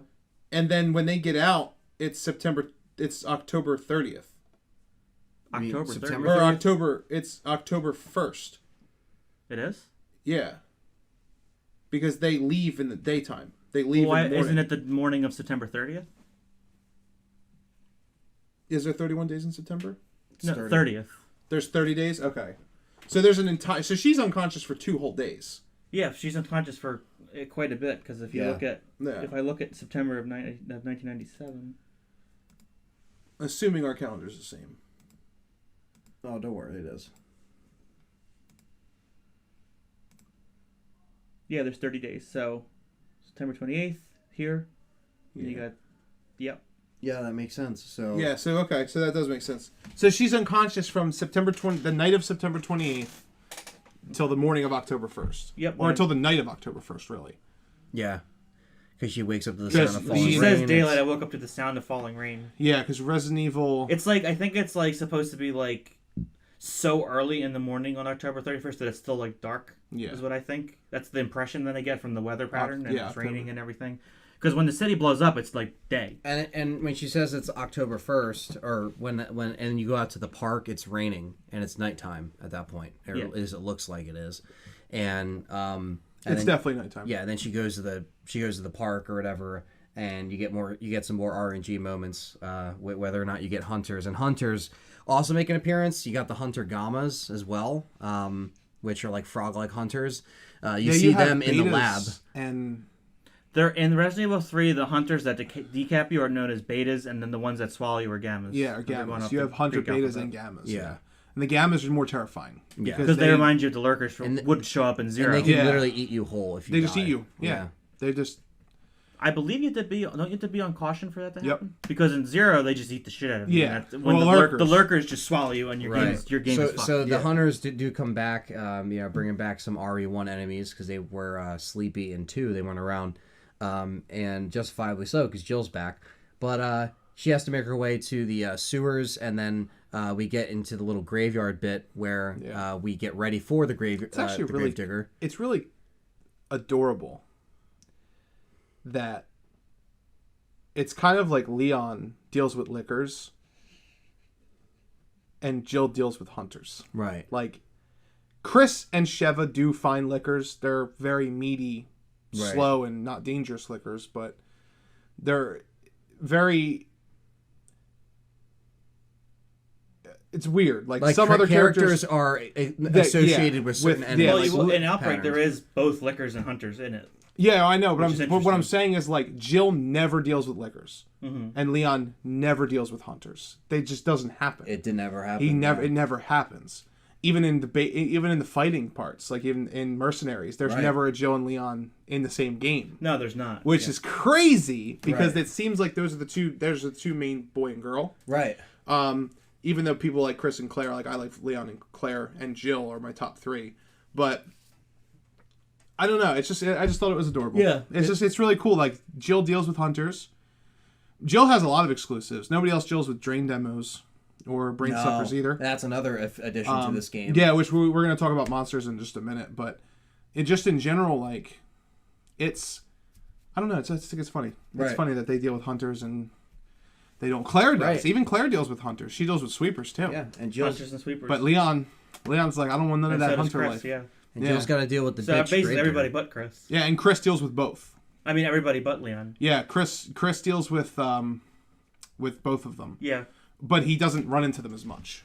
He has a little bit of lickers, a little bit of hunters. Jill has to deal with the fuckboy that is the Gravedigger, which is what she has to deal with when she goes in that little little shed by the graveyard. On the zombies coming out of the graves, it's cliche at this point, but it is kind of cool. Yeah, it's foreshadowing for Code Veronica. Yeah, I kind of like that. And it is again really cool with the rain. But then you run into Nikolai again, and he's like, "Oh, just supervisor, blah blah blah." Like he's just trying to bullshit. You find his command center, and then you have to fight the Gravedigger before you end up running to the Dead Factory. Yeah, and there's interactables in that too, because you could shoot the lamppost shoot the pole, and you have to. And yeah, if you don't, the Gravedigger fight takes fucking forever.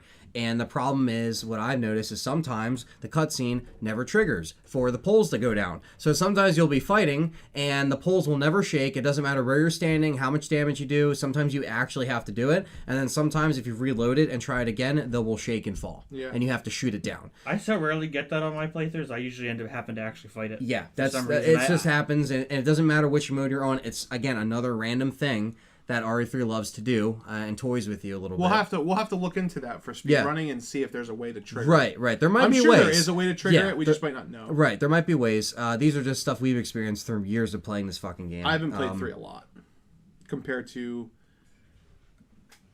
every other game in the franchise. I've probably played 5 and 3 and 6 the least. I think the most I played is 3 and 4. I've played 3 more than I've played 6 and 5, but I think it's the lowest. 4 I've played probably the third or second. RE2 definitely takes the cake for you. RE2 I've fucking played the shit out of. Code Veronica is actually probably my number 2. Right. I've played a shitload of Code Veronica. But it might take a while now because of all the speedrunning you did for RE2. Yeah. That number has increased. Code Veronica, you got to speedrun that 20 million times now. Code Veronica. That's what they taught. They asked me to speedrun that next. Oh, they're like, you should speedrun. That's a challenge and a half. And I was like, yeah, because I'll get the Donkey Kong Chris and quit. I'll get the Donkey Kong Chris and he was the worm. The Gravedigger won't fucking throw Rodriguez up. Oh yeah, right. Rodrigo, yeah, won't throw him up, and I'll be like, reset. Now, time to do everything else again. I'll be back there in 58 minutes.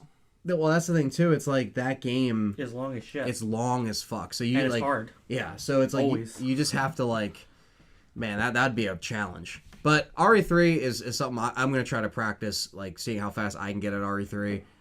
Just because it's just why not? It's my favorite game. I should probably try to master it or get a record on it. That'd be kind of cool. Yeah, I think you should. There's no problems for LTRE to hold some records. John recently, got close to pretty much got the record for the RE2. Yeah. We got it now, so. Waiting on submission status, and then we'll go from there. Yeah, we're going to go from there and do some other stuff. And right before you get to the Dead Factory, when you unlock the little cage door and run across, Nemesis appears, and this decision also dictates the ending. I don't know why this one does out of all the fucking decisions, but it really this doesn't one, feel like it would. The bridge the decision. bridge is the most any important. other live selection does not affect this ending At all. It's literally this live selection. Yeah. So it's either you push him off the bridge or you jump off. If you jump off, you get the Nikolai comes back to kill you and Barry ending.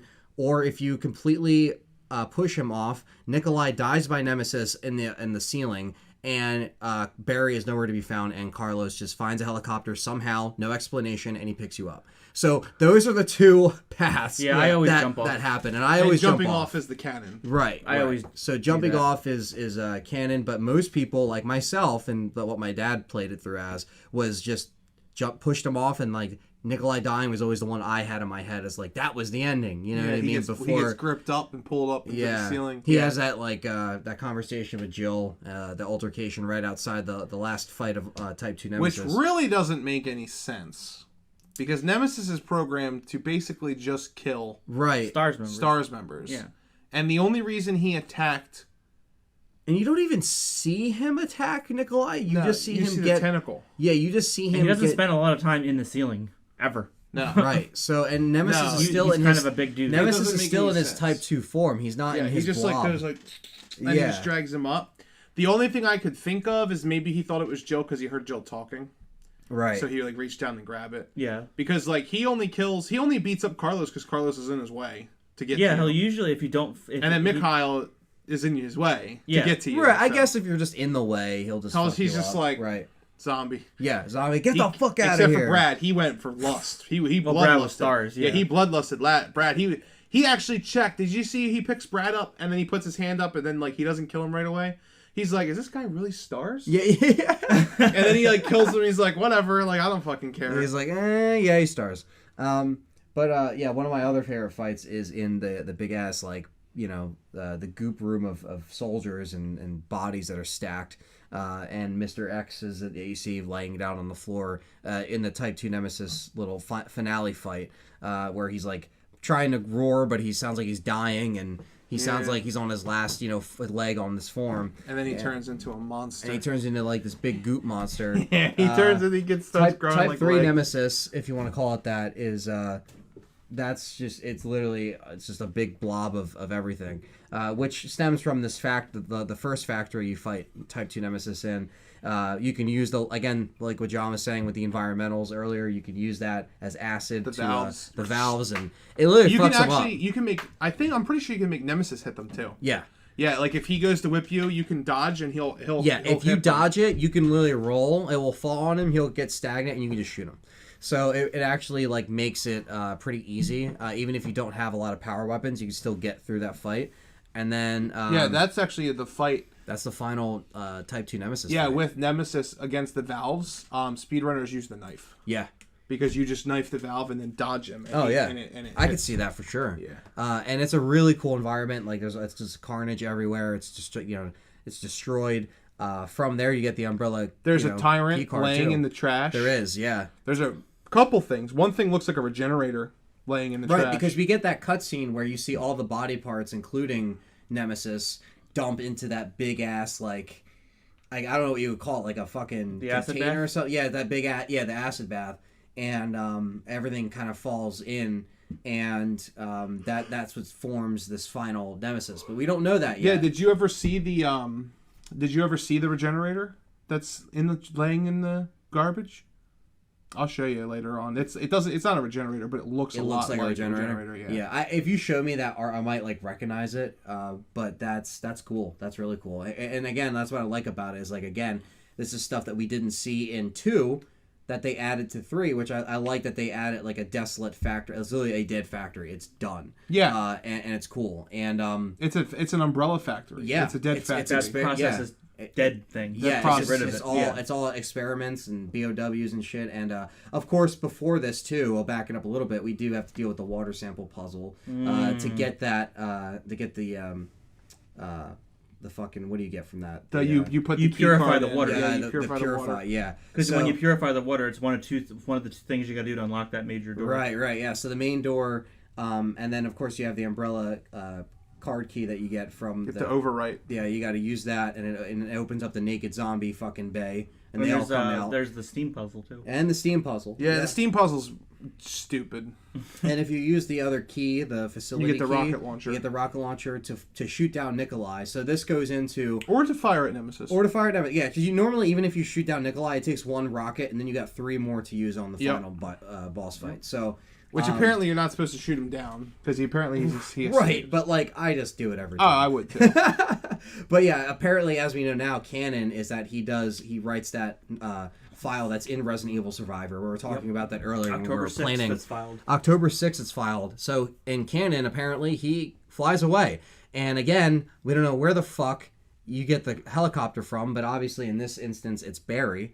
Barry flies in, yeah. Barry flies in, but I always think that like Barry was relocating his family at the time, and then like he hears about Raccoon City, and he knows Chris is in Europe. Jill's still there. He knows Jill's there, so he like brads and flies around looking for her or some kind of sign, and then like when Carlos waves he received contact. Yeah, he must have been radioing out. Right, yeah, he must have been calling out, and yeah, that's the I love just the little. As soon as you get that little radar to detect like the nuke, like I love that's a cool the concept. music. Yeah, I love that. I love the music. I like how it counts down, but it's like in that little screen, little timer. And of course that goes into the final stages. Obviously, like we just said, the main difference to this little ending is whether or not Nikolai shows up, or he disappears, or Barry appears. Whether you push him or not. Right. So once you get past that Type 2 Nemesis fight and you get into that room that takes you down to that ladder, you go on the little close to the rooftop, and you have to fight Type 3 Nemesis and use the railgun and have to push in these batteries, which again is science. It's one of my favorite fights ever. It's really cool. Yeah, it's really easy, but it's really cool. It's easy, but I love it. And this thing just has a lot. It's my favorite game of all time. So it has a lot of my favorite of everything in it. But just again, this whole last part in the Dead Factory is a great climactic ending that they're able to do and pull off really well. And you can pretty much slow him down while shooting at him. You see a tyrant. Also dead in the corner that he feeds on as well to like... He feeds on it. He feeds on it to regenerate and to he gets grow. the T-virus. Yeah. Yeah, he literally does. And he does that to grow. And I just like that he's just this big-ass fucking blob of just shit and like just everything. And all these bodies and then like the countdown of the railgun and the music. And it's like, it's just such a good fucking scene. It's just so good. And stars... Yeah, I'll give you stars. And the last line, like, it's so memorable. Like, it's so B-movie. It's so B-movie. It's great. It literally sums up what the trilogy is as a whole. Yeah. And what it's going for, and I love it. And again, once you beat Nemesis, you have the choice. The last live selection is if whether or not you want to leave it there or you want to finish the monster. But obviously, come on, you got to finish the monster. So she finds a Magnum. You want stars? I'll give you stars. Fucking blows that shit up with the Magnum. I mean, doesn't blow it up, but fires. She finds the Magnum that is laying in the hands of dead Billy. Yeah, a dead Billy. That's he dead died because he couldn't mix herbs. Yeah, he was on his own. He got to Raccoon City and he became a club bouncer. Right. And then at the Bar Jack, and then they stopped serving alcohol because it was prohibition, so they were serving milk and donuts. And then when everything started going to shit, he's like, Rebecca, where are you? And he's like, shit, she's not here because she left. And then he runs to the Dead Factory to try to uncover the Harley Davidson that he hid there before he went and got captured by the military people for killing 23 people. And then... He was in danger status. He was in danger status by the time he ran there because it was so far away. Yeah, and the crow got him because he couldn't mix herbs. He dive bombed him. So he dive bombed him, and the crow was like, Rah! And then that's where Jill got the Magnum, and then she gives him stars. That's it. Yeah, that's his dead hand that's laying there. Yeah, and that's where the Magnum comes from. Somebody's going to be like, but Billy doesn't wear those clothes. He was in disguise, people. He was hiding from the military. Of course he's... Come on. But it's canon. Billy's dead. And that's his Magnum. Yeah, he loves Mother. And then whether or not, he loves... His tattoo. His tattoo. He loves Mother. No, his Mother Love tattoo. Yeah, Mother Love. Because it's a Queen reference. Yeah. Well, here's the thing. There's a lot of Queen references in Resident Evil 0. Yeah, a lot of them. Like a lot of them. Claire's a walking. Claire is a walking Queen reference. Yeah, you go up the elevator and you see Carlos there with a flare waving to Barry, or you just see the helicopter come and pick you up. The most useful thing Carlos ever did. Yes. I love the part. The only way he played a great part in this. You're talking about, well, he's way better in the game than he was in the movie. fuck. Let's not even start with that. Yeah, that's another podcast. I will take blonde ladies man Carlos over that monster any day. He was uglier than Nemesis in that movie. But fucking Carlos Aaron loves Alice. Rodgers Come looking on. son of a bitch. Come on, he loves Alice. I don't Come care. on, Alice John. is a piece of shit. Carlos has a direct link to Alice. That's why he's there. Yeah, you know what else has a direct links to Alex? Paul Davis Anderson. Yeah, his dick. All right, apparently, because she's it. Let's not get into this. Yeah, that's another This was a podcast. very good positive podcast. Yeah, right. Anyway, the point is, people, I was making a point about Carlos or something. is that it's not actually Barry that picks up Jill. It's Billy. Billy came back from the dead and he found the Fuck helicopter Billy. and he Come came on. back and he was like, Leave him in his game where he belongs. I love my mother. You know what the real problem is, chat room? Chat room. Yeah, you know what the real problem is? We're not live. The real problem is that Billy doesn't know how to use the item box. Because he doesn't get He one. puts all the shit on the floor. Yeah, he just puts it on the He floor. left all his weapons in the city. That's why the Magnum was there. That's why Nemesis had all these weapon parts. Because Billy was just like, well, I can't carry this on the plane with me. And Nemesis is like, what is this? He's like, I'll just take stars. I'll just take it. Pick it up, yeah. He says stars for everything, but there's subtitles that translate. So he's like, stars, stars, stars, stars. He's a Pokemon? Yeah, Yeah, exactly. He's a Pokemon. But no, Billy's stupid. He's dead. Billy's a clown. He's But, almost as much of a clown. He kind of has the same haircut as Neil. Yeah. He does. Yeah, he's got the mullet. He's got the curtain. He's got the curtain mullet and the Love Mother tattoo. And the one handcuff that got recycled. Oh my god. Yeah, right. But yeah, still, chat room. Yeah, one of my favorite endings. We're not live. I'm just kidding. No, I know. Yeah, it's funny though. But I just love the whole getting into the helicopter and Barry's there and he says one thing and he's like, "Yeah, you ready to finish this?" And like it's just like it's coming. Yeah, it's like Yeah. like I bet that's been dubbed. Oh yeah, 100%. Into some stuff. But regardless of that, it's literally my favorite ending ever. I love the destruction of Raccoon City. I like how dramatic it is. It's still, they still try to make it as dramatic as they could. Isn't it in 2D? Uh, Or is that Resident Evil 1? That's Resident Evil 1. That is hilarious. It's like... Yeah, that shit is real. Yeah, even Survivor is in 2D. It's really bad. But yeah, so but if you do, that also brings up a point. If you do beat on Barry, you do get the bar ending where you see Jill at the bar. With Barry as the Carlos. fucking Carlos. Look at the creep on Carlos's face. Oh, dude, Carlos like, is so he's creepy. such in the a bar. creep. He's like, in so this you beat picture, the he's game like- in 2 hours, right? But yeah, That should be the thumbnail for this podcast. that really should. I can make that. We need that. There it is. Yeah, Oh, dude. that's all I need. That's what we That's need. all we need. Yeah, that's all we Save need. that. Love is all you need. And then I'll edit the thing. Yeah. Save that shit. But yeah, so we'll Oh, that's another thing we have to talk about. I completely just forgot until I just saw it right there. But as you beat the game multiple times, 10 times you have to beat the game to get all of the epilogues for all the different characters. we're gonna talk about the unlockables here in a Yeah, second. the unlockables when we're gonna get into game modes. But that was really cool too because there was there's epilogues for like everyone. Yeah. Yeah, there's epilogues for everyone, and they all have a little incentive in the... Because it was supposed to be the last game. Right, so they're trying to wrap everything up, and you doing this replay value, with replaying it, you obviously get to see what happens with Sherry, you get to see Jill going into Chris's apartment, we get one from Claire, we get one from Chris himself, we get one from Hunk, right? Or Ada as well. Yeah, there's one with Ada, Leon... Hunk, Mr. Death, Claire, Sherry. Leon. Yeah, Leon's is really good.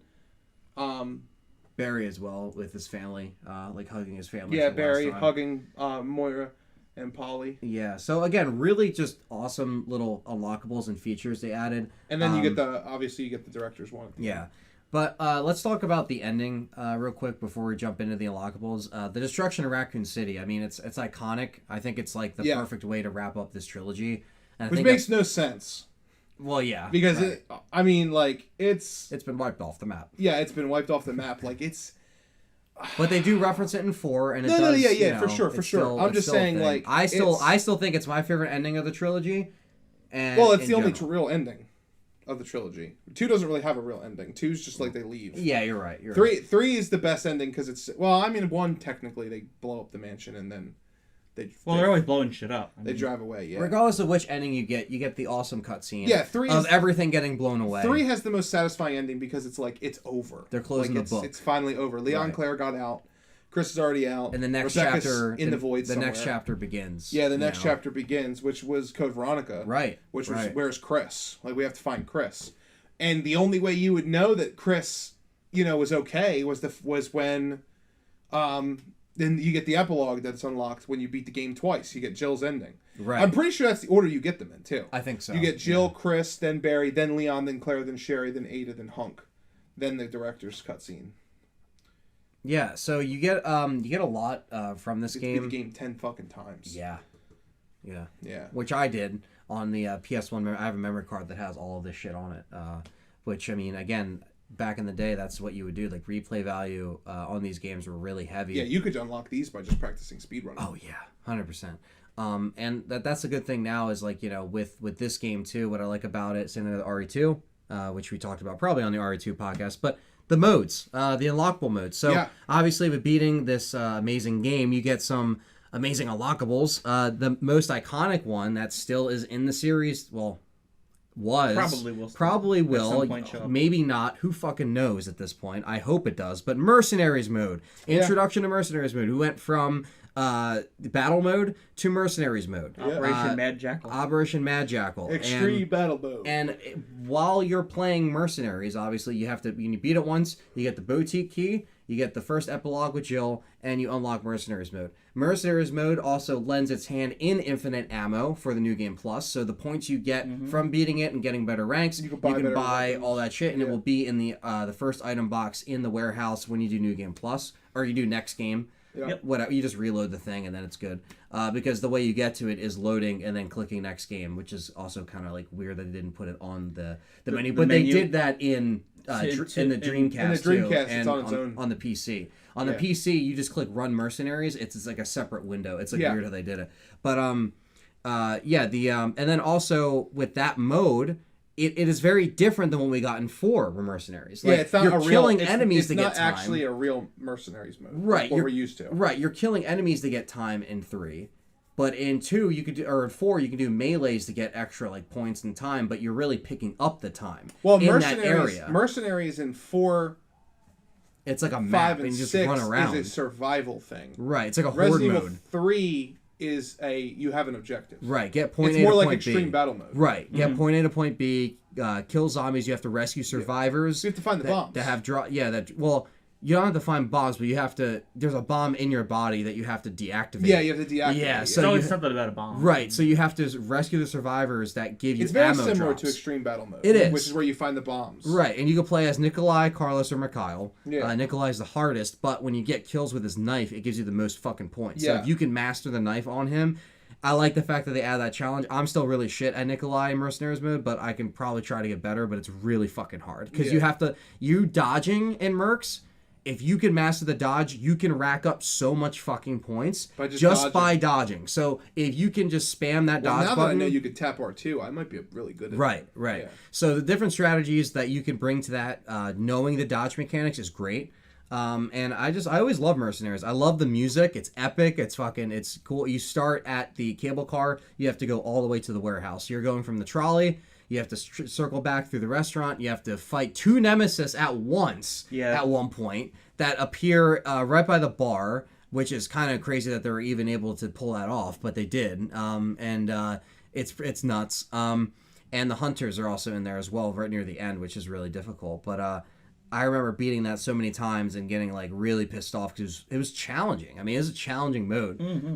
But I definitely played Mercenaries more than I ever played battle mode because I think at the time I only had the OG RE2 and like I couldn't there wasn't battle mode in that one, like unless you had DualShock. So I always like Mercenaries mode a lot more, in my opinion. The Sega Saturn battle mode. And the Sega Saturn battle mode that I finally was able to play on stream that one time about a year and a half ago. It was really fun. Really fucking challenging, but that was fun because that was a different thing where it's like, clear this part, okay, you're done. Now clear this part, and then you're done. And you have to like go through these tiers to like do everything. And it was very cool, very interesting. But obviously, in regards to the epilogues from playing it over and over again, if you and the boutique key, as you keep beating the game, you also unlock more costumes, like the Regina costume. You got Disco Jill, you got Biker Jill, you got Miniskirt Cop Jill, you got regular Miniskirt Jill as always. You got am I missing something else? Like the blue, yeah, it's like the dress shirt. The one I like the best. Yeah. The dress shirt and the dress pants. With doing this, if you play the game and you get all the files in order, you actually unlock Jill's diary, which is Did you talk really about cool. Regina's costume? Yeah, I mentioned Regina. Okay. Yeah. I spaced out because I was reading these epilogues over here, and I never knew that Chris's literally tells you about Code Veronica. Mm-hmm. Yeah. It literally says that his sister was killed. That's really cool. Yeah.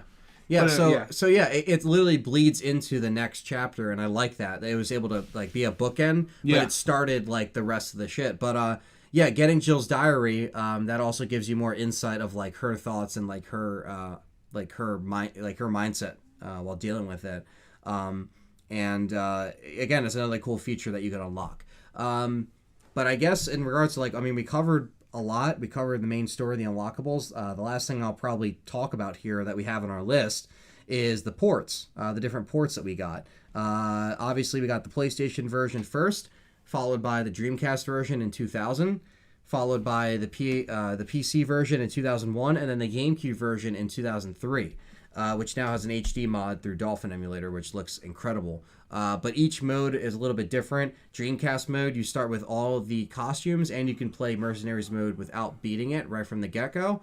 And you obviously have the costume select right when you start the game. Yeah, and the Dreamcast has the Dreamcast is VMU, great. so you have the bullets in your conditioner. I love the controller. Dreamcast port so much. I think the Dreamcast version of 2 and 3 are the best. Yeah, they're so good. The GameCube definitely runs them better, and I think the load times Dolphin are obviously quicker. looks better on the PC emulator. Right. And they have obviously the cutscene skips. But 2 and 3 as a complete package for the experience, Dreamcast looks the best and plays the best. Yeah, I love the Dreamcast version a lot. And the PC version... It also has Nightmare Mode on 2. Right. Which is important. Yeah. 2 and 3 are better on Dreamcast. Right. And so the RE3 on the different versions really don't like offer more feature-wise. It's more just like graphic. The Dreamcast starts with everything. Right. So you just have it. You just have it all, and like the graphics are a lot more smoother. It runs in a better frame rate. The sound design's a little bit better. On the Dreamcast. The sound card was better. Yeah, sound card was a lot better. And then obviously it's on the PSN store, which is the same as the PS1.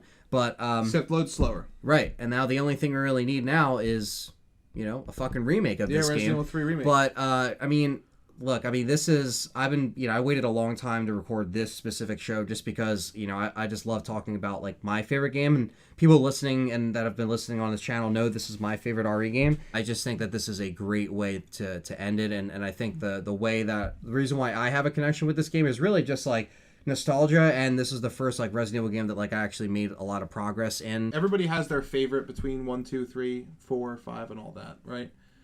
But I think collectively 1, 2, and 3 are together. You can't not have them together. You can't have one without the other. Even though 2 is my favorite, I still couldn't imagine not ever being able to play 1 and 3. Like if someone like came up to you and they're like, "Hey, you just played Resident Evil 1," it's like, well, you can't just play 1. No, you can't. You have to play 2. And then they're like, all right, well, I just played Resident Evil 2. Well, you can't just play 2. No, you gotta play 3 at least. Yeah, you gotta play 3. And if you play only 3, then you have to play 2. Yeah, you have to play 2. You have to play 1. Yeah, right. 1's the only one I could say you probably could skip. Right. But even then, like... I think 2 and 3 are definitely, they're definitely higher level They're better. in regards to, just overall, like, they worked out what they needed to work out after 1. And then 2 and 3, like, again, 2, and then after 2, 3 fed off 2, like, with 2 success and, like, that engine that worked so well. But it's definitely necessary for any Resident Evil fan to play these games. And of course now, if we are able to get a remake, now it's going to be in a modern way where people can experience it. Maybe, again, people that can't play these older style games or they think it's too hard, they'll be able to actually experience it like with RE2 and have just as much fun. Babies, mate. Right. The crybabies that said X was too hard in 2. Wait until Nemesis Oh comes my around. god! You better put Just down that wait. controller and not Dude, even try. I can't wait to see, like, there's going to be random parts where you're, like, running through the building, and Nemesis's tentacles will just come out of the wall. Oh, and you just yeah. have to dodge them. His fist just comes out and grabs you and pulls you through the wall. Like, Yeah. imagine that shit. Like, that's what I'm saying. He It's bends like, you. yeah, yeah. No! But yeah, like people again, like you got to be up for the challenge. Like Mr. X set the bar, and now with Nemesis coming in around the corner with the remake, it's like, dude, that's gonna be a big fucking deal. Like, and it's gonna be great. Yeah. And again, to see that Nemesis that all the way from '99 and Mr. X all the way from '97, '98, like that time to still be used in a different way, in a refreshing way, Yeah, is especially the with- best. yeah, it's the it's the best. best. It, It's the it re- best. they really the best gameplay. Yeah, it's just like. It's again like the music and like what they're able to do now with the new technology. It's gonna make it more terrifying, and it's gonna put it in a new audience perspective. Where like, hey, like these games were once scary to that time, and they're still terrifying, and like they still hold up. And in different ways. I mean, some people could be like, "Oh, it's dated or whatever." Fuck it. It's my favorite game of all time. I love Jill Valentine. I love the characters. I love Nemesis. It's burned in my head. I'll never get tired of this game. I'm finally happy we were able to talk about it on this podcast and really shed some light on it. Your final thoughts, guys, on 3? I think it's an excellent closure to like you said, to the original trilogy, mainly the Raccoon City incident itself, because Umbrella's still out there following it. Like Raccoon City is destroyed. Right. All the horror that came from that technically ended for that at that point, but with Umbrella still out there, kind of with stuff like Code Veronica set the groundwork for like taking down Umbrella, but we really didn't get to see it because they kind of pushed that away in 4 by saying it was like stocks and stuff. But when one of the decent things that Umbrella Chronicles did was kind of show Wesker kind of helped shut them down with stealing that information.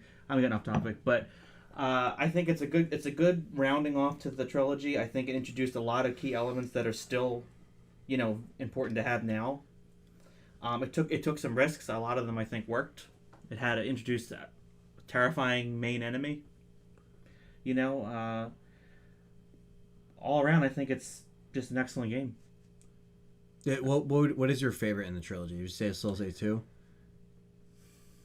Probably. Okay. I mean, I don't know if it's because the first one I played also. I mean, obviously they're all good for their own reasons, Yeah. But Yeah, it's I like, mean, a lot of people still- have said that 2 is the first one they played. That was the first one. No, you started with 1, right, John? Or I played 1, yeah. but okay. Like, But 2 is the first game that I was old enough to understand character development. Mhm. So 2 was the first. Leon's the first character I ever identified myself with. Mhm. Like Link doesn't have any identity. He's just Link. He's supposed to be the link between the controller, the player, and the game. That's why Link got his name, Link, from Legend of Zelda. And I used to play a lot of Zelda and a lot of Pokemon, and they were always me. But RE2, but Resident Evil 2, Leon different- was the first character that I really took control of. That was like what I kind of wanted to be when I was little. I wanted to be a police officer because of him. Like that's where I got my nickname. That's why half of my friend group calls me Leon outside of work and outside of this. Like I go by Leon and John. So like I've identified with Leon a lot. That's why 2's my favorite. Mhm. I think 2's superior in a lot of different ways than the other games in the trilogy, but at the same time, there's things that 3 does way better than 2, and I'm not going to be an ass and say that it doesn't. Like, dude, give me Resident Evil 2 with Quick Turn, which we kind of got with the N64 version. Yeah. But you give me Resident Evil 2 version with Quick Turn and the ability to run upstairs without having to load And them. dodge. And dodge. Not even... Well, dodging's fine, too. When you And get mixing that part, too. gunpowder. Literally, 2 would be like... It would be amazing. So I would never take away from the other ones. Yeah. I think it's really good. Cool. As far as my thoughts on Resident Evil 3, I will leave it short and sweet. It is the best third game in any franchise in history. Yeah, a lot of games go bad on their Name me another franchise that has a better third game. I'll wait. We'll be waiting in the comment section. Yeah, I'll wait in the comment section. Go ahead. Honestly, I mean, if I had to answer that, I really feel like, not to get off topic, but like Silent Hill 3 is an excellent Silent Hill game. It's a great And Silent I'm still Hill, gonna. yeah. I'm going to be playing that. I can't wait for you to play it because it is Yeah. really good. Like, So it's really, really good. I'll name off the top of my head good third games: Silent Hill 3, Crash Bandicoot 3 Warped, Yes. Yes. Pokemon Ruby and Sapphire. Dino Crisis 3. No. No. Dino Crisis 3's best Someone part. was going to say it, so I'm happy you just said it. 'Cause someone was going to say it in the comments. Yeah, Dino Crisis 3's best part is going to be when the credits roll. It wasn't the third birthday. It wasn't Siphon Filter. It wasn't Final Fantasy 3. It wasn't Siphon Filter 3. It definitely wasn't Kingdom Hearts 3. Oh my god, that game was a train wreck. Okay, so Dark Souls 3 was really good. But I prefer Dark Souls 1. Fallout 3? Fallout 3 was good, but Vegas was better. I don't know. I feel like a lot of fans would say Fallout 3 is like their favorite. The majority of the fans like Vegas. I like 3 a lot. I think 4's trash. I have no comics. I've never played them, but I'm just going off of like fan. Definitely wasn't the Elder Scrolls. Well, I don't know if Borderlands 3. Borderlands 3 just came out. I don't know. I only played Borderlands 1. Yeah, but Borderlands 3 heard might be. Borderlands 3 is really good, but it's too soon to tell. The game it could just be. came out. So. But see, this is the problem: is these are all games that came out like within the last. And we don't play anything that comes Yeah. out that's new. I mean, I don't anyway. I really don't. John plays some of the new Nintendo stuff, but Nintendo's good. I don't think. Most closely compare it probably to Crash 3 and Silent Hill 3. I would say time. that would, from that time, Crash 3 was really good. Silent Hill 3 was PS2, so that's that's not that era. So, but even if you threw that in there and included it, I would still say Resident Evil 3 Nemesis is better than both of them games. Crash 3 is really good. I still like 2 more, which is a pattern because I like Resident Evil 2 more. But Spyro, Year of the Dragon, I would say I like Repto's Rage a little bit better. I like 1 the best. 1 yeah, and 2, I really like the first one. 1 and 2 is really good. 3 is good too, but I like 2, that 2 has like the little side missions like with all the NPCs, but sometimes it just gets way out of control. I mean, Ruby and Sapphire is for me, it's really close. That's runner up. It's really close to being better than Resident Evil 3. Like compared to 2, no. Gold and Silver was way better than Ruby and Sapphire. So like you would know that more than me. Yeah, so it's one of those things like there's very few better third games. Mm-hmm. It's not as often as you get like it's very rare. Usually 3 is where most franchises take a dip, and then the 4th or 5th game is really good, if they're going to ever recover. With this, it's like Resident Evil 3 Siphon came out. Filter, I'm looking at you. Yes. You never recovered. Yeah. And now you have a game that's not even related to your game, that apparently is your game. And it's shit also. So, you've never recovered. I'm trying to think. I really want to leave the chat with something. Let them comment. I mean, obviously comment what you think the best third game in any franchise ever was. And why you like Resident Evil 3 the way and you like why Resident you Evil 3. like it. Or don't I feel like the most popular answer, if you were to ask the entire gaming community, the most popular third would probably be Wrath of the Lich King, because that's where most people joined World of Warcraft. But even then, if you don't consider MMOs like a third, because that's the third game, it's the third expansion. You have Vanilla, then you have Burning Crusade, which is my favorite, Burning Crusade, which is oddly the second game. There's a pattern here, which is unrelated. I just thought of that, but there's not very many third games. Yeah, I don't know, man. Like I said, RE3 for me just always stuck with me. What year was Harvest Moon 64 the third game in Harvest Moon? Jeez, I have no idea. Because Harvest Moon 64 is one of the best games ever made. We might have a winner, folks, and it came out in '99. Harvest Moon came out a year after, or a month after RE3. Yeah, Harvest Moon 64 might be my top pick for best third game. That's close to Resident Evil 3. Resident Evil 3 is still better in my opinion, but that would probably be.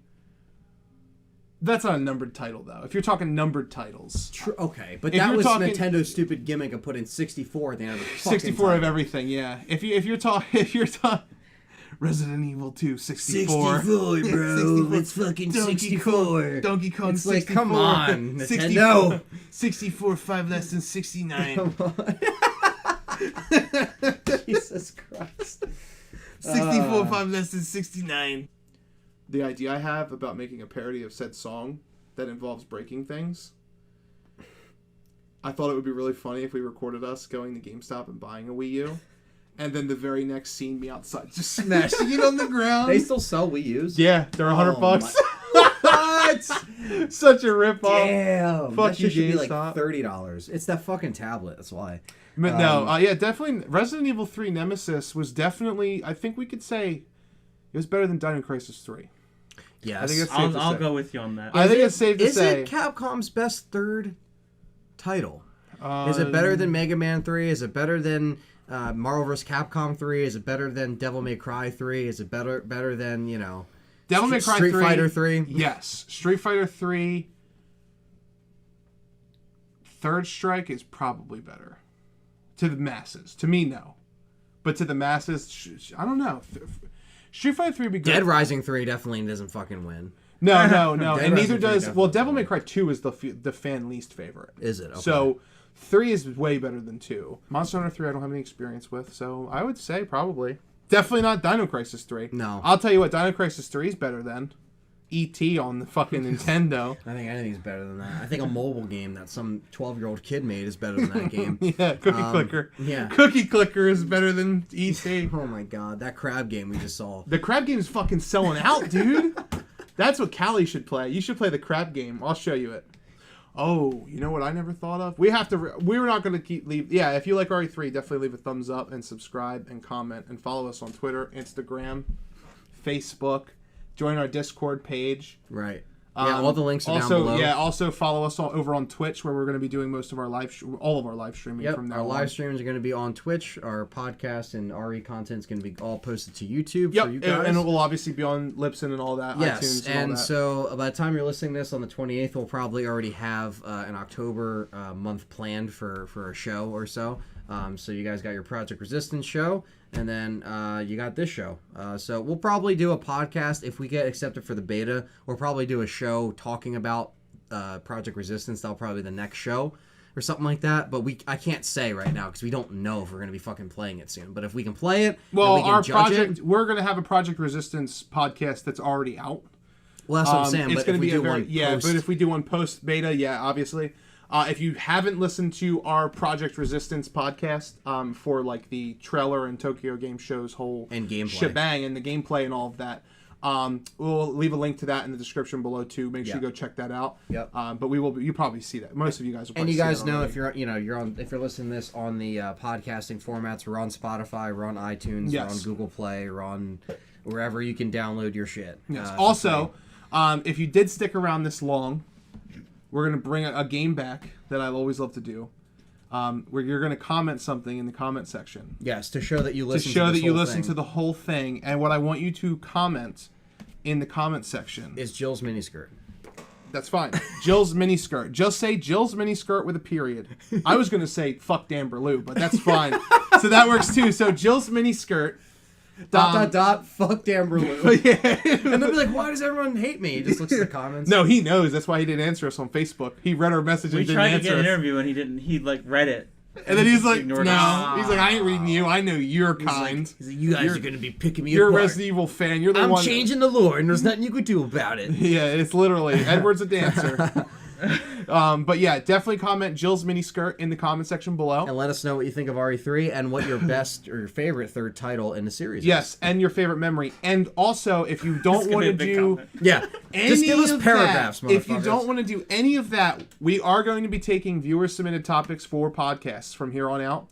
We're still going to be doing podcasts like this, where we just kind of shoot the shit and talk about what we love. Resident Evil, Code Veronica will be next. Post-production, if you will. Yeah, either Code Veronica or Survivor will be next. We'll probably do a Survivor one. That one won't take long, I promise you. Because there's a lot of negative shit to say about that You fucking can't game. save. No, you know, we should record that in the bathroom because that's what it sounds like their fucking voice actors Yeah, were when they did their lines. They belong in the toilet right next to Ja Rule. But yeah, we'll definitely do that. But make sure you leave a topic that you want us to discuss. Maybe ask us what we think about enemy designs, going forward in one of the games particularly. Right. Or what we which didn't game like do about... we think has the best enemy design, or Right. which game do we think has the fastest to speed run, that we would like to speed run. Yeah, because we're gonna do like We're gonna do a lot of podcasts. We're gonna do a lot of podcasts. Like we're gonna do like the ones like this that are based off each game title, but we're gonna be doing like what John just said, like fan submit, like fun topics, like Yeah. stuff that we can put And it doesn't out. have to be about Resident Evil. We want it primarily to stick around Resident Evil. But if you have a question about anything that we have knowledge on, so Siphon Filter, Silent Hill, Dino Crisis, any survival horror. Right, game we'll in answer general. those questions on the show. Yeah, we'll answer them all on this type of podcast, not the ones where we do a specific game, but the ones for viewer submitted topics. Anything you want to know. If we feel like your question is so extensive it could take up an entire podcast, we probably won't do it. Make them very simple questions so we can get together and have kind of everybody in it. Especially if we go through like a bunch of questions. Yeah, and if your question is submitted one day and doesn't get picked for the podcast that you see next, it doesn't mean it won't be picked. Right. However, if you're really enthusiastic about us answering a question, leave it in every video. Comment in every video. Or join the Discord. The Discord, yeah. The Discord. The Discord. There's ways to submit it. You leave a comment in this video. You can leave a comment on a Twitter post we'll have pinned to our Twitter. Because there's a tab in the Discord. It literally says "Let's Talk RE Podcast Questions." You can go in there and just post a question at any time. Anytime. Yep. So Jill's mini skirt. Thank you so much for watching. Have yourselves a wonderful day. Have a great one. And don't forget, Jim's life is shit.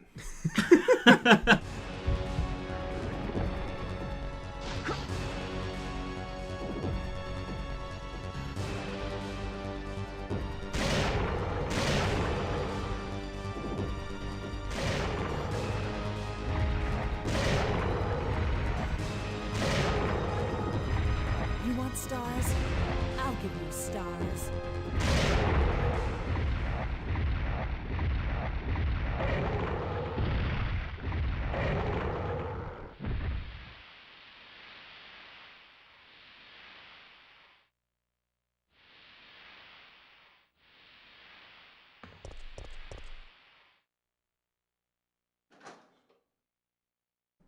And there you have it, the Resident Evil 3 podcast. We will be back next month with a couple of shows. You can listen and download the shows on YouTube, Spotify, Libsyn, iTunes, and Google Play, all for free. Join our new Discord server as well. Link is pinned on the Twitter page at Let's Talk _RE on Twitter, Instagram, and Facebook. All that good stuff. So you guys can stay connected on content we're working on, and also when we're live streaming. Thank you guys for listening, and we'll catch everyone in the next one. September 28th, daylight. The monsters have overtaken the city. Somehow, I'm still alive.